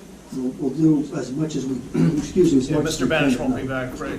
He won't be back I in the country don't until believe he'll be October, I think back. he said, right? He's not back till October. Yeah. And I don't think we'd be able to do those three witnesses in one night Yeah, based yeah, upon what that's- happened yeah. tonight. Nothing's moving at the speed of light here. No, no. Okay, thank you all. So you two will be in contact about the 29th? Yes, What- well, what right confirm? now, so the board is scheduling this application, the continuation of this application without further notice to September 29th. The board has already noticed that as a special meeting. It's not a regular meeting on the calendar. It's been noticed September 29th, so this application will be continued on September 29th, no further notice. Are you gonna post, when you say no further notice, what do you mean by no further, like you're not gonna put it on the website? No, in other or- words. Oh, no, it'll be on the website. It will be on the website, it's already been noticed as a special meeting. This application and this applicant will not be sending any more certified mailings or publishing in the newspaper, that's what that means.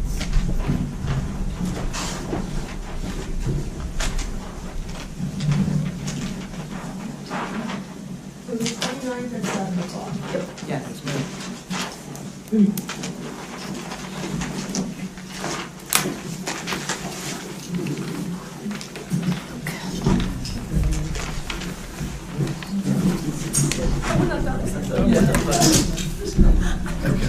I'm done. You're done, you're checked out, right? I'm done. So new business, Gurney's Farm is going to be moved to October meeting, correct? Yes. Okay.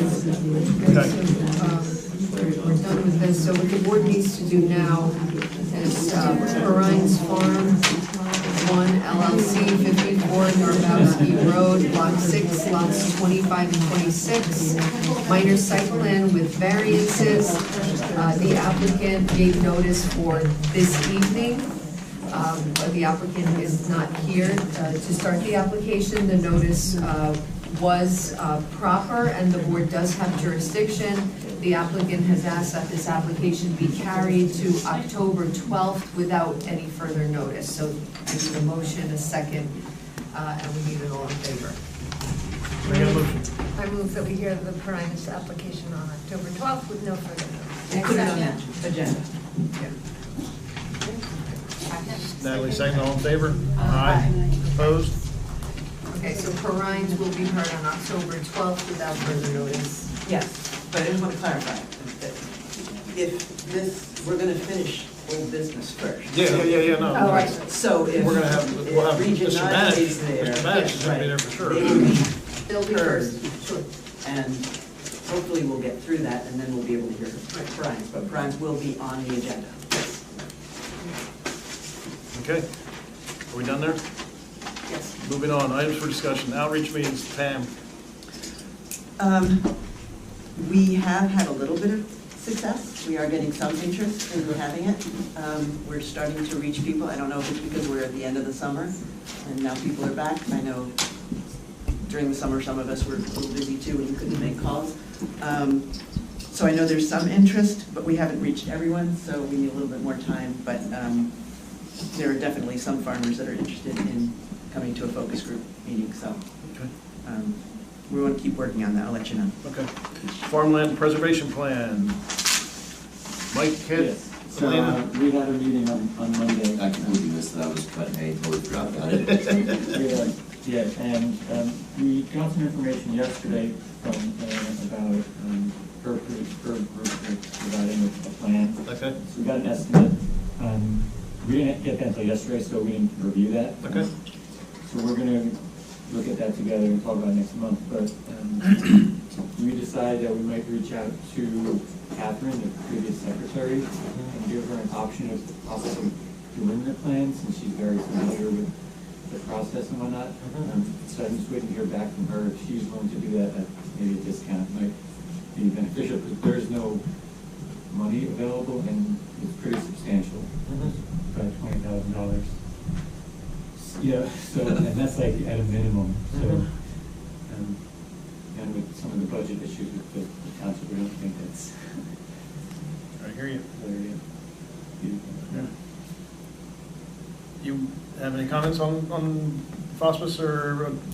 No, I just that I gave my cost proposal to update the farmland preservation plan. I took a look through it. I like to try to, a lot of the farmland assessment data that's in the plan, I think is from like 2017, so it's a little bit dated, so we would have, updated all those numbers since, I'm sure the 2021 data is available through the state.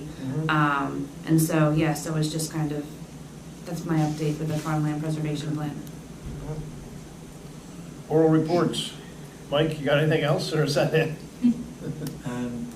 No, that's it. Or Okay. maybe the other option was to kind of divide and conquer on ourselves. We won't have time now, but it looks like it's not gonna happen till the winter anyway, and a lot more downtime. Not a lot, but Yeah, some. more than now, yeah. Okay. So we'll see. Okay. Environmental Commission, Marty? We are doing some work in the rain garden on next Sunday. Some education and work in the rain garden, and we're working on some tree planting initiatives and green fair for next spring. John left. Kit? We didn't have a meeting in August. Didn't have a meeting. Away. Natalie? I don't have anything. Can I get a motion open to the public? Second. All in favor? Aye. Opposed? Open to the public. Can I get a motion to close to the public?